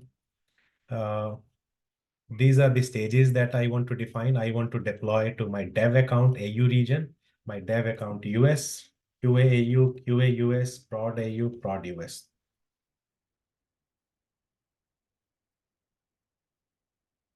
And before script, because I'm taking Ubuntu, I need to install Terraform and other stuff. So this is where you will see this thing. I need to install Terraform and AWS CLI and all sort of thing. This ideally should be done in a separate process. New image should be created, and that custom image name should be there. So I know that my company is going to use Terraform extensively. I will need AWS CLI and all that. I will create a separate CI/CD process in GitLab. New image will be created. If I use that image here, I don't need to do all this. But because I'm not using that activity, that process that way, I'm using a base Ubuntu image, I need to install everything. That will slow down my process. My CI/CD process, every time this will do, it will take my 5-10 minutes.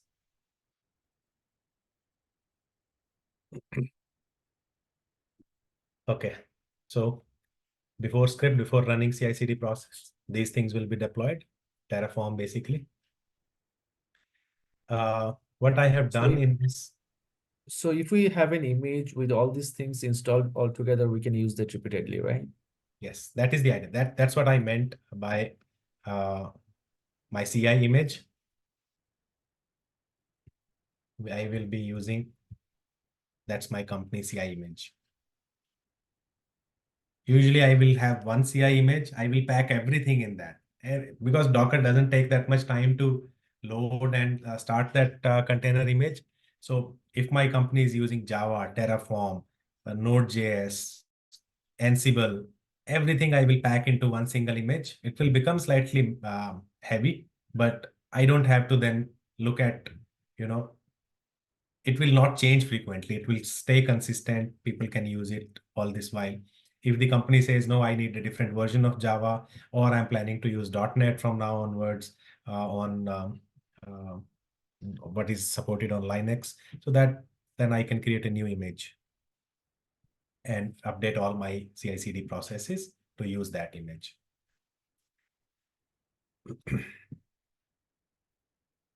So very not very secure code, not very right way, because I'm using online. I will use my dev account access key and secret, do a Terraform init, plan, and apply with my variable files. So I have created a VPC code here, and I have some sort of environment variables that I want a CIDR range of 10.10/16, and this region for my Australia, this CIDR range for my different regions. Same for prod, same for QA. I have created this in advance, but that's not the main thing we want to learn. We want to specify. Now this stage will only be executed when my branches are like this, when they have feature branches. So this will never be executed for prod or QA. This will always be feature, and because feature branch has only deploying to dev account, so that's how it will be. It will have a bit of smartness in there. If my environment is, this is a sort of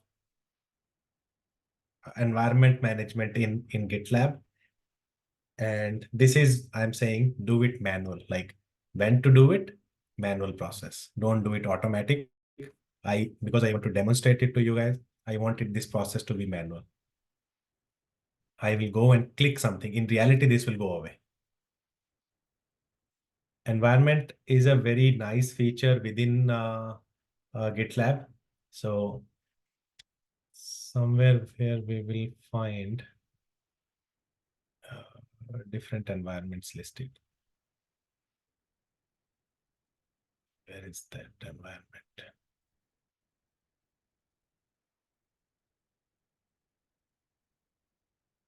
It has no direct correlation between your AWS as such. GitLab doesn't know which is your QA prod, and you have to tell it, and based on that, it will suggest that this is how it should be. So you can easily say that in your prod AU latest, when it was deployed latest, when it was successful 3 hours ago, it is from this feature branch when merged into this master main branch. That's how it was deployed. So that's how you can easily come and track. And if somebody asks you what is deployed on prod Australia region, prod US region, then you can quickly come and check and suggest that this was deployed from this deployment ID. This was from a different deployment ID. This basically is a different commit. This is a different commit. So you can come and track and tell for which environment. But since GitLab doesn't know your environments, you have to tell it basically.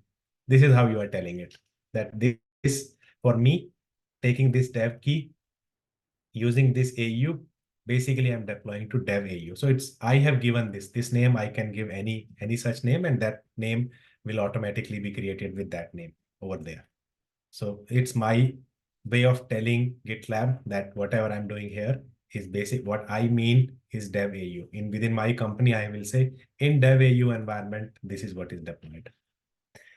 Same process I'm doing for dev US, feature branch only, environment, different environment I have created for this, and will say manual. But for my QA, I'll say take a different QA key. QA, these keys are basically my environment variables keys in GitLab. Take this QA related stuff, but only when you are in the develop branch. So my branching and merging here is feature branch, a develop branch, which will deploy to QA environment when the process is manual. Same for US. And when it is in prod, only through main branch, only like in this prod AU, and take the prod keys, something like this. This is a smart way of telling. There is another way of, there are additional things you can specify here. I will discuss that also. This is a smart way of telling which environment we want to deploy, which branches we want to use, and there are separate scripts, separate steps that we can do within every. And if we are actually smart, we play around with this one. We can create a single script also. Somewhere here, it's a separate script created, which we can invoke here and then pass which environment we want to create. So we can make it smart, and we can actually get rid of all this if we want to. I hope you guys are able to understand. If we remove all this and convert into a script file, then we just have to pass which environment we are deploying, and then script will automatically manage the finding the right folder and doing all the smartness around it. So this can be, for understanding, this is how it will be. No, so what it does is, let's create a new branch. Yeah, recursively, we do not have to use it in the code. Sorry? Yeah, if we have a separate code for that script for that, so we do not have to write it again and again in Yeah, that. yeah, we don't have to write again and again. Exactly. That's the point. So you can even make it more feature hyphen your Jira ID or whatever you use. Spelling should be correct because now we are matching with the feature branch name. So we are creating a new feature.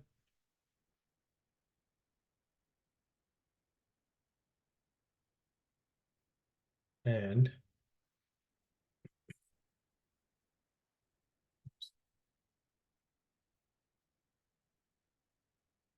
so we push feature in this one, which would mean that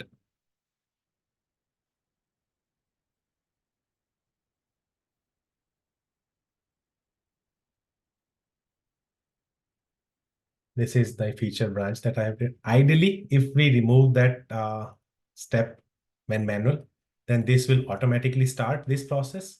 But because we have specified do it manual, this will wait for me to trigger.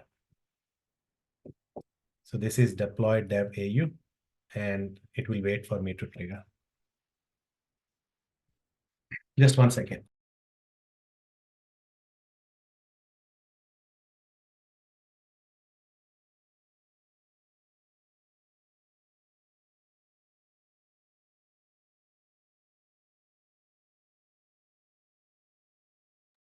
Yeah, sorry.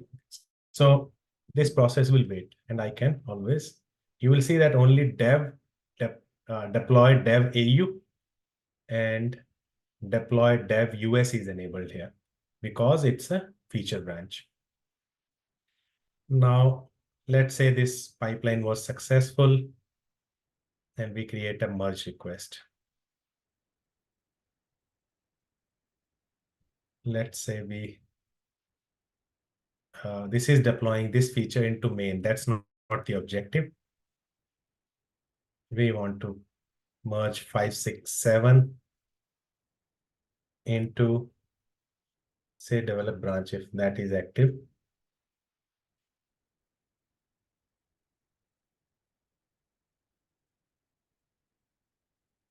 And we'll say assign somebody, review all that,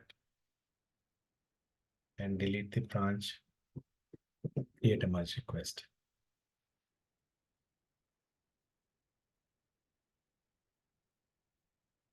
I don't want to delete the, I can actually merge this. So now I merged my feature branch. Ideally, I should be looking at the output of the previous branches and all sort of things. And because I have configured that when something gets checked into develop branch, there would be a pipeline created. This pipeline got created automatically. But since that also is configured to do manual, you will see that this is now, let me take you to this view so you will understand better.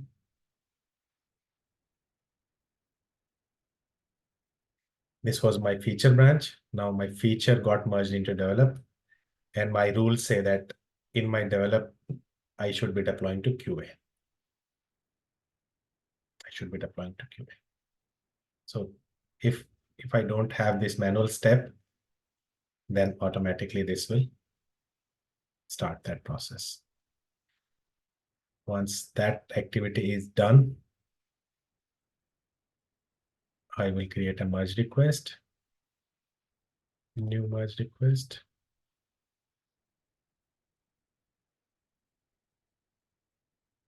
I will go and push my develop branch. Now develop already has feature branch merged into my main branch. I hope it allows me merge this branch into, I can give a different title if I want to.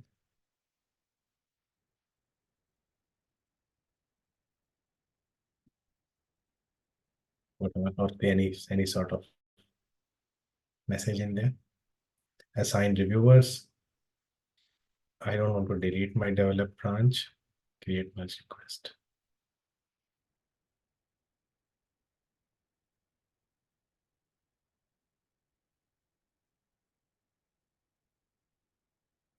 Watch. So somebody will review it, will look at pipelines, and will say, okay, everything is fine. Now it got merged into main. Now that should trigger another set of pipelines, which is to deploy from the main. You will see main, this latest. This commit got from develop into main. And this time it will say deploy prod AU. Deploy prod US. Let me play this and play this. I'm not sure in Jenkins, how do you do multiple such deployments? I almost forgot, but you will end up finding more plugins and that kind of thing. It's deploying to multiple regions in parallel. And if we go and take a look, this will take the Ubuntu latest image. And this is where the time filling process, like it will take quite a bit of time because every time I'm installing Terraform, I'm installing all AWS CLI and everything. That takes a bit of time. If I could fast track this, then I would use a very nice image created for me.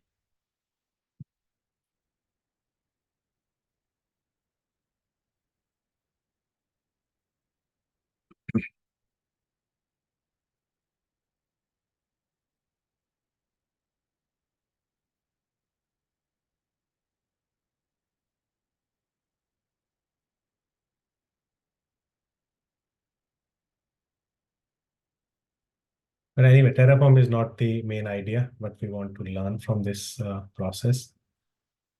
So this will say that Terraform init, it took the prod key. Oh, I have printed the keys, don't look at them.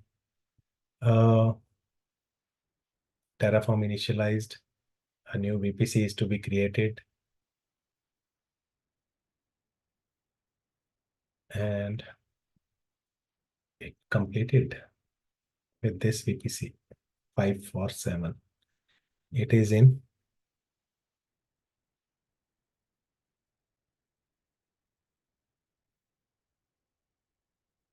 this job is prod AU. So you will see this prod AU as 547 VPC ending in 547. VPC ending in 547 with this cider block.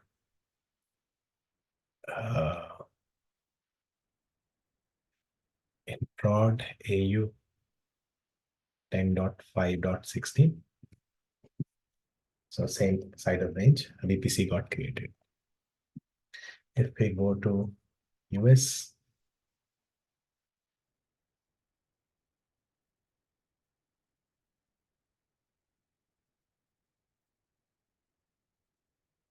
a different VPC with a different range got created. So, nutshell, we sort of created a single GitLab CI file, which has a bit of smartness here, which can detect which branch we are working with, which can update the environments. We can see these environments should be updated. And very easy to track. You can easily go and tell 4 minutes ago. And this got deployed 4 minutes ago based on this commit from this branch. This was the trigger. Same for prod AU. So a lot of tracking and other stuff within GitLab. There is another thing you can specify. You can specify based on tags also. I forgot the syntax. You can something like that, tags. So if, for example, then you remove this also. This time I'm removing the manual step so that everything gets this. I will double check.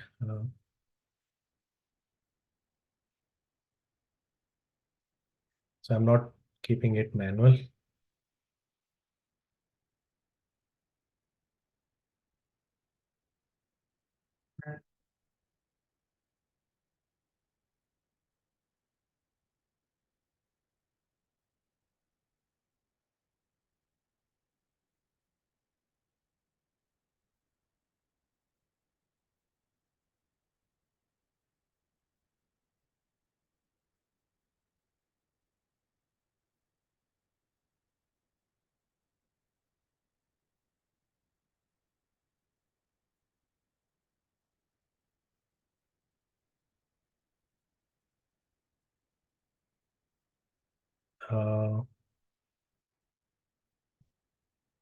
Just checking if that tags is, this is how tags are specified or some other way.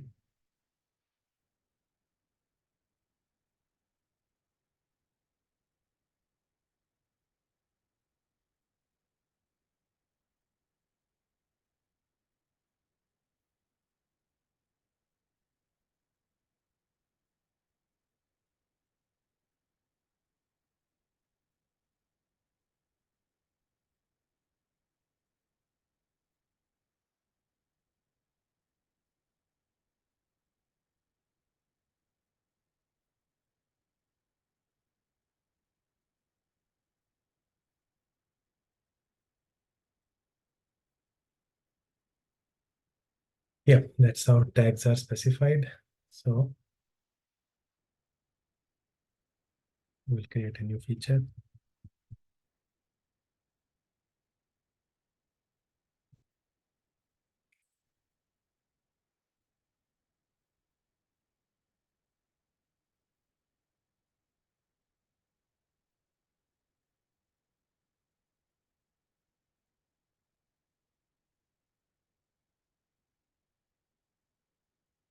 Will we create another branch? No.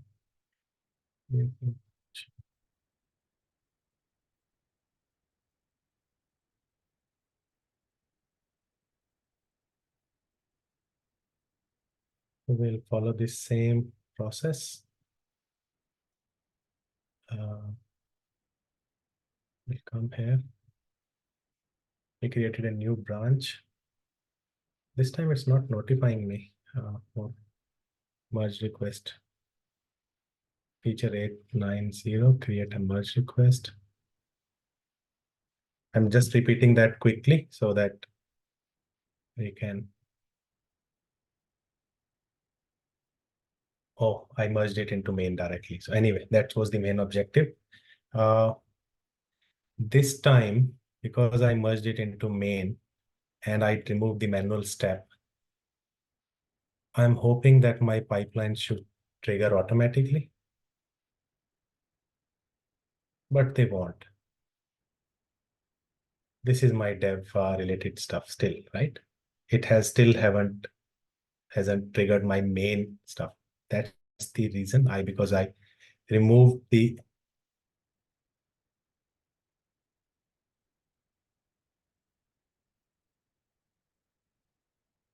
why does it say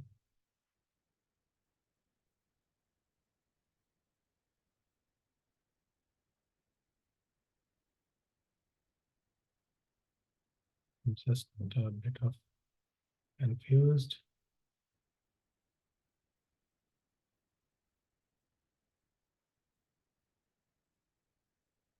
Still says main and manual. My intention was to. I thought we made the changes, but somehow those got reverted when we created a new branch.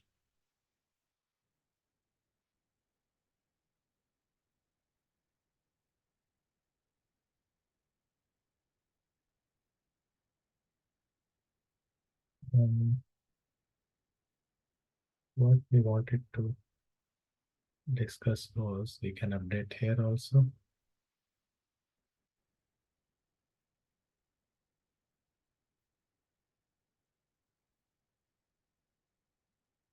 We don't want this manual step. We don't want this to be manual. We want this to be tags based. We want this to be tag stream. Not a very good approach, but we committed directly into the main.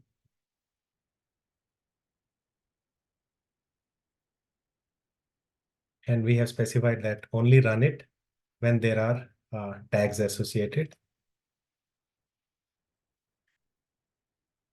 And it will never run this. I can go and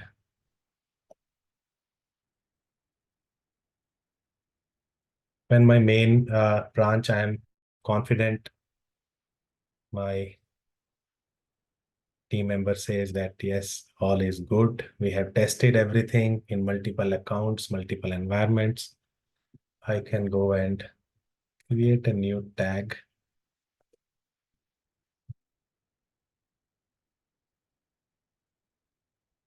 From main. And I'm hoping, I haven't tested this, hoping that because I have specified run it on tags, probably my pipeline should run.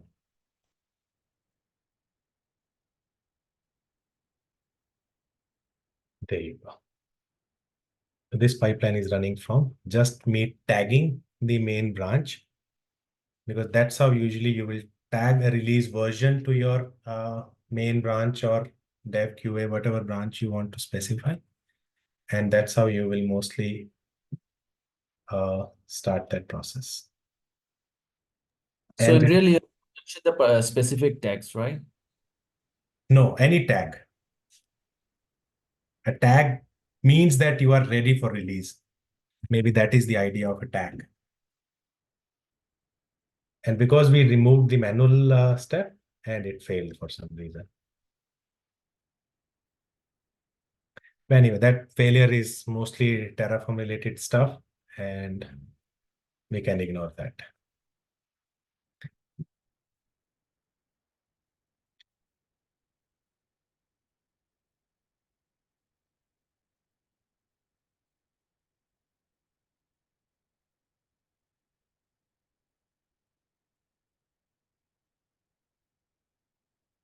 That's strange.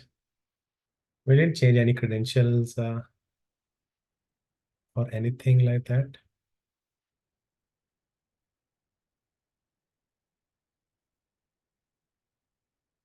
Anyway, it wasn't able to get my prod environment variable from GitLab, and that's why it never initiated a connection with AWS. So, but we saw that it was successful in the previous execution. So some issue. But the idea what we wanted to learn was that we can drive our sort of branching and merging strategies. When we as a DevOps and cloud engineer, we will go into the company, we will understand what is the branching and merging strategies they are following. Our question should be from feature branches, which environment I'm deploying to, from develop branch, which environment I'm deploying to. Are you using Git flow? Are you using hotfix and release branches? To which environment staging? Before QA, there could be a UAT environment. In prod, there could be different regions. So you should ask these questions. Which is the branching and merging strategies we are following? If not, can we look at Git flow, where we allow feature branches to be created frequently by developers? That sort of question we will ask. And based on that, we will design our pipelines virtually. Like first we'll draft this kind of structure, which pipeline, which branch is going to deploy using to which environment. And then we will envision this in a diagram or a visual or a conversation based, and then we will translate it into a YAML file, which is our GitLab YAML file, which can create to deploy to different environments. That is the whole process. And if you are not employed or someone, then just learn a bit about Git flow, where you use feature develop master branches and hotfix and release branches for your operations. And this is what single workflow, if you can explain, then you guys can, explain your just one branching and merging strategies, which is good enough, is Git flow extensively used.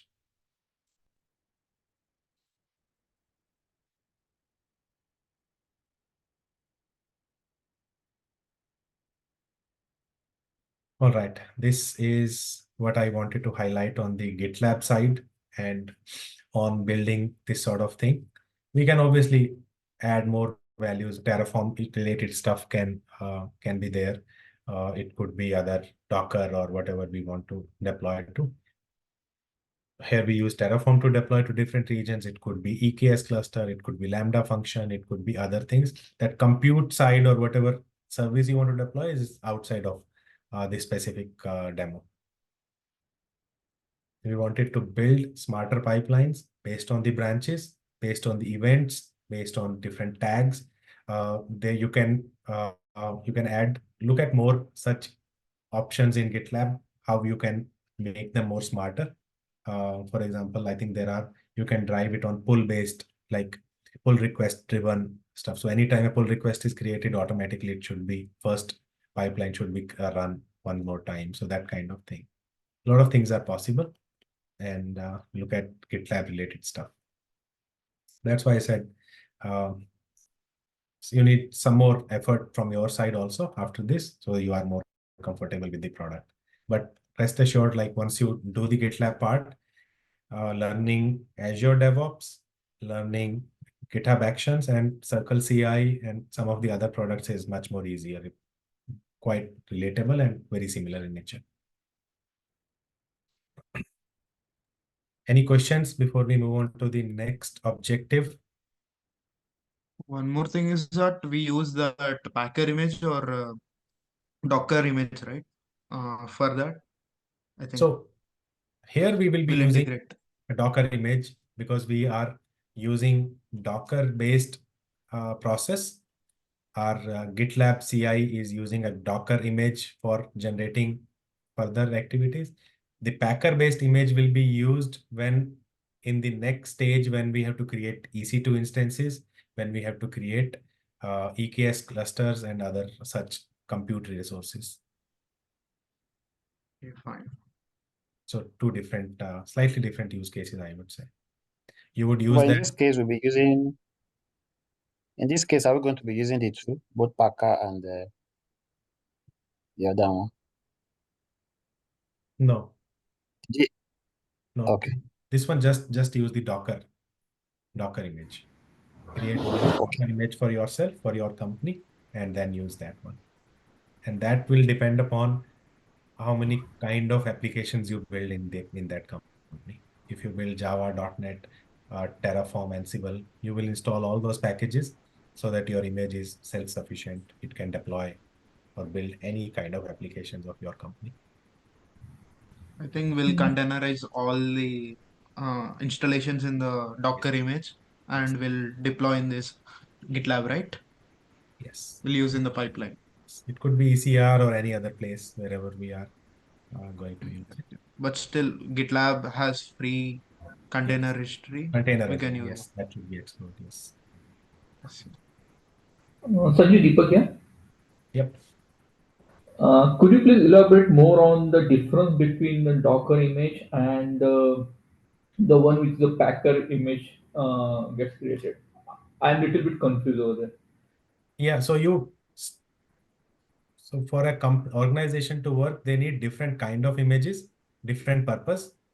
You need different knife for different operations.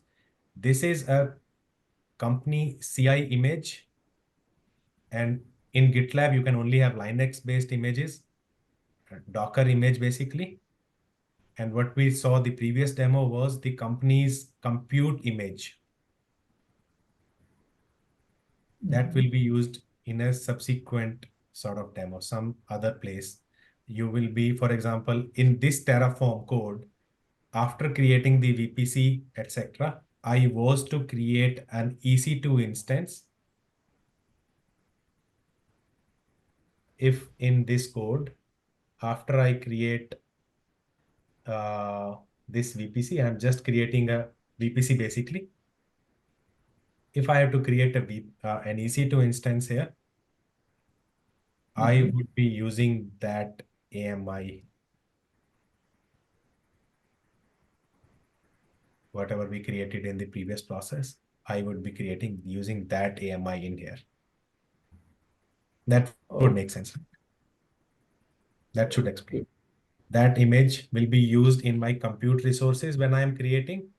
For example, a company says that I want to create an auto-scaling group, Deepak, tomorrow. So you set up an auto-scaling group for me.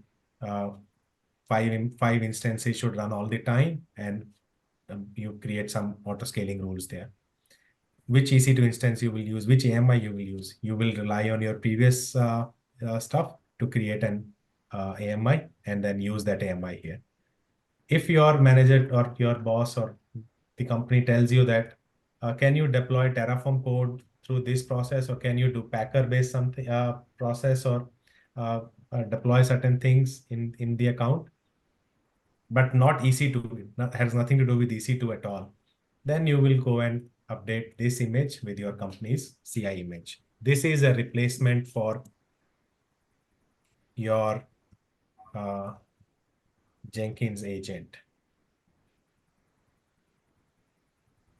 And that EC2 based image is not a replacement, not a replacement for anything, but instead of you using public AWS AMI, you are moving to your custom AMI that you maintain in the company. And this will have all the softwares that is needed for your company to run. This will not have Packer. This will not have Terraform installed. This will have your Java runtime. It will have your .NET runtime. This will have your CloudWatch agent. This will have your SSM agent. This will have your Datadog agent. So all the things that you need your EC2 instance to have, that will go here. You also mentioned a golden image. What is that? This is that golden image. In any organization, you would be specifying. It's not necessarily calling golden image, but That's a term that used. There could be different versions of golden images for different projects. For machine learning, they will say, I need an M5 large with these tools. Then you will say, you don't need these packages and all. This is an overhead for you. I'll create another image for you. Right. I see. I see. So technically, whatever you want to have in your EC2. Whatever you want to have your in EC2, exactly. Is there any AWS tool for creating custom image? And why should the Packer be chosen over the AWS tool? AWS process is quite manual in nature. AWS process has a bit of manual steps. There is an AMI builder process there, but not extensively used. If you have option, you want to automate, it's just like, why should we use Terraform? So everything is in the form of source code. You can easily upgrade, change your AMIs, enhance your AMIs, because the security vulnerabilities will arrive very quickly. If you are managing AMIs in your company, you will get an overnight notification that, oh, the Ubuntu 20.04, this particular image has a security vulnerability. All the instances have to be changed quickly. So you can't rely on manual process then. You quickly change your source code, you test it quickly, and you deploy new AMIs in your environment. So your turnaround time is improved, and you are adding infrastructure as code in your entire process as well. So one thing is, let's say in EKS, either EC2 launch type. So you would have to mention the Docker image as well, right? Container image there. Yeah. In this image as well, for EC2. Yes. Yep. If your EC2 instance pulls Docker images eventually, then you will need Docker as well. Okay. Sanjay, one final question from my side. Suppose in EC2 instance, let's say that's a golden image, and in that golden image, if I install the application also, if I keep it everything ready, and then I take the image, create an image from that, yeah, is it also okay or it's not a practice? It's what if I have like company has 20 different products then?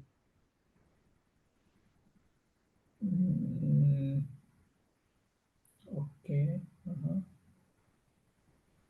So yes, it's entirely up to the application specific decision. You can do it and you should do it, but you shouldn't do it in the golden image.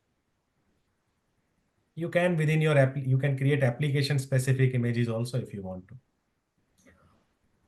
Okay, so basically, a golden image is just a basic image on that you could deploy any application. Okay, but it's just a basic image from the any company specific that it requires this thing. Yes. That's it. So tomorrow onward, you can install A application, B application, doesn't matter. Doesn't matter. Oh, so you will have all the components that your company requires at organization level. Your antiviruses, your agents, and your how you connect to those Sumo Logic or Datadog agents and those stuff. Then in the application level, you can take that image as your base image, create further images if you want to. But that will become application specific image. If you have opportunity doing that, you should do that. Yes. That will again speed up your app startup process. Perfect. Now got it. Thank you. Thank you. What could be the instance type being used in real time? If you could help us in understanding the projects on which you have worked. Again, that's not so relevant. Instance types are dependent upon different use cases, how many containers you are going to run there. So that optimization is done. So we'll discuss it later, or I'll note it down, but not relevant here. When you are creating images, you can start with a basic T2 instance, and you can create an image. While creating the image, it's not important how big the instance was. If you created an image with T2 micro, which we did, we can always create a T3 medium instance or a T5 large or whatever from that AMI. Can we reverse engineer from an image what it has contained? What are the components of that? Create an image, an EC2 instance from that, and do whatever you want to. No, my question: if you are just given an image, is there any way you can see what it has? What was it is built upon? No. Okay. Not through any such process or anything. Your source code could tell you, or your you can script that you built. Yeah, what script you used. Okay. Okay. Sounds good. Anyone wants to add to the other, like gentlemen, I couldn't hear the name. How we decide which EC2 instances we use from your experience? How do you decide T3 medium is to be used or large or? So depends on what workloads you want to run on that instance. And very application specific thing. Usually Right. like applications will have nature that database is different, machine learning is different. Right, analytics could be different, high performance. It all depends on the workloads. So we will look at those concepts like, do you need memory optimized or compute optimized instances? Your application, what kind of application it is, and that's how you will decide the class of the machine. And for example, if you are running it in an EKS cluster, you will see, I want to scale a new node after every 20 containers are created. My single container takes this much CPU and this much RAM. So that's all multiplication and all you will do. Then you decide which instance you want to take. And it's a changeable activity. You keep on trying things, and then you come to a good number and scalability options you should implement. Can we swap the type while in the live, or it has to bring down? You have to just terminate and then do, or it has to be terminated. Okay. You can't change the type of an instance.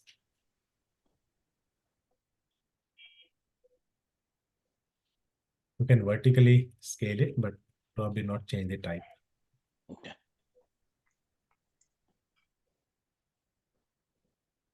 Okay.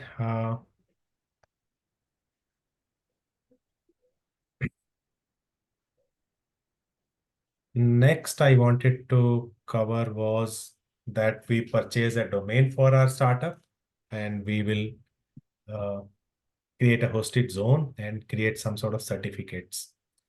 Should we do it now or should we do it in the subsequent session? We'll do it live.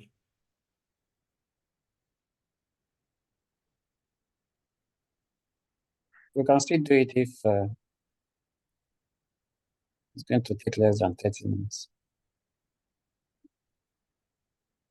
Sorry, I didn't. Was it yes, no? What you meant? I said No, we can still do it if it's going to take less than 30 minutes.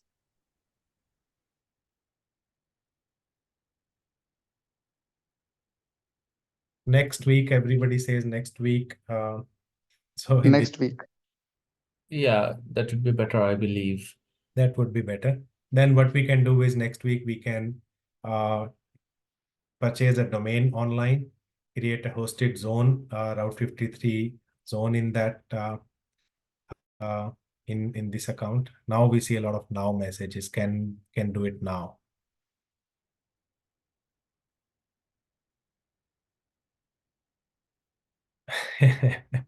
So that's the problem, leaving it to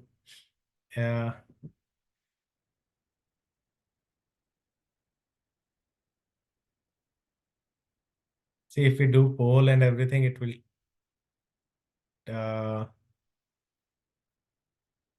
Too much food on the plate, Sanjeev. too much?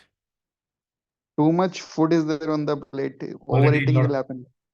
Yeah, already so many things to try. But let's see if how quickly we can. It's like the brain is running on T2 micro instance, and all of a sudden it's so much of knowledge that we have to upgrade our instance. Let's do it next week then. Let's not overburden. Sorry, guys. I know a lot of you were like hoping that we'll do it, but it's been quite some time. So let's utilize this week on these activities. And there might be a few people who haven't done it, the control tower itself. So spend some time on control tower. Next week, we will look at purchasing a domain, setting up our, still we doing basic org level stuff.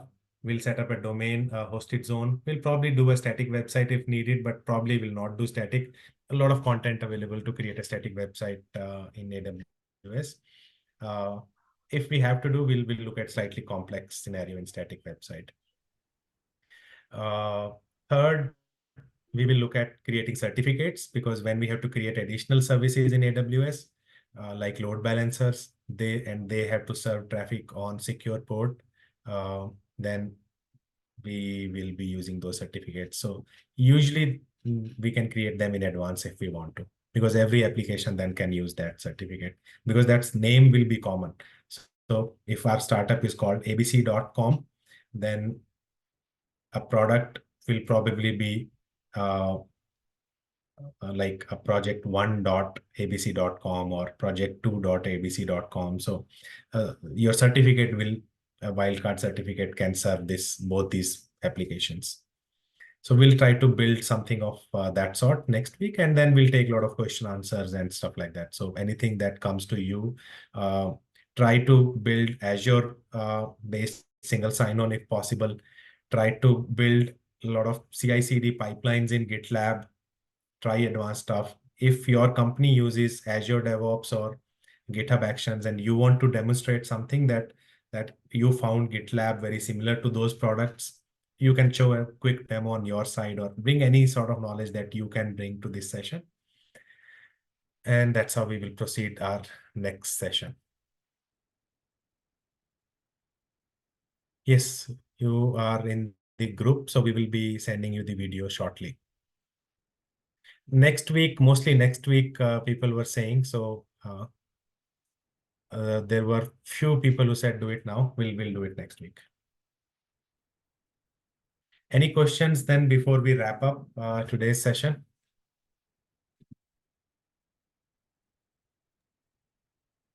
I just wanted to confirm the time for next week. Are we reverting to Saturday or is it still Sunday? What do you suggest? Is it Saturday better suited? We decided we'll do Saturday, so we can move it to Saturday next week. Okay, yeah, just wanted to clarify. I know we talked about it. Yeah. So let's move it to Saturday. Same time, India time, 4:30 p.m. IST, and I will notify in the WhatsApp groups as well. Okay, brilliant. Thank you. Hey, can we start from the following week? Because next Saturday I have to go to the airport. Maybe one more week you can push that to next week.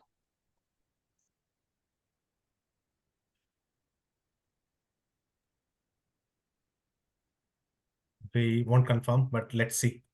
Okay. Sir, can we mind to keep Sundays only, because we have planned accordingly our classes and everything? Let's do it Sunday then.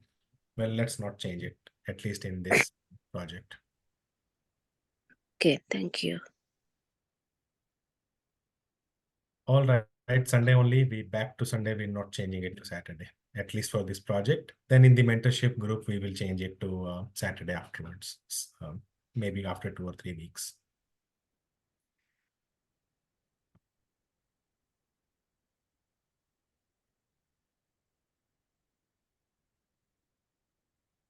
All right.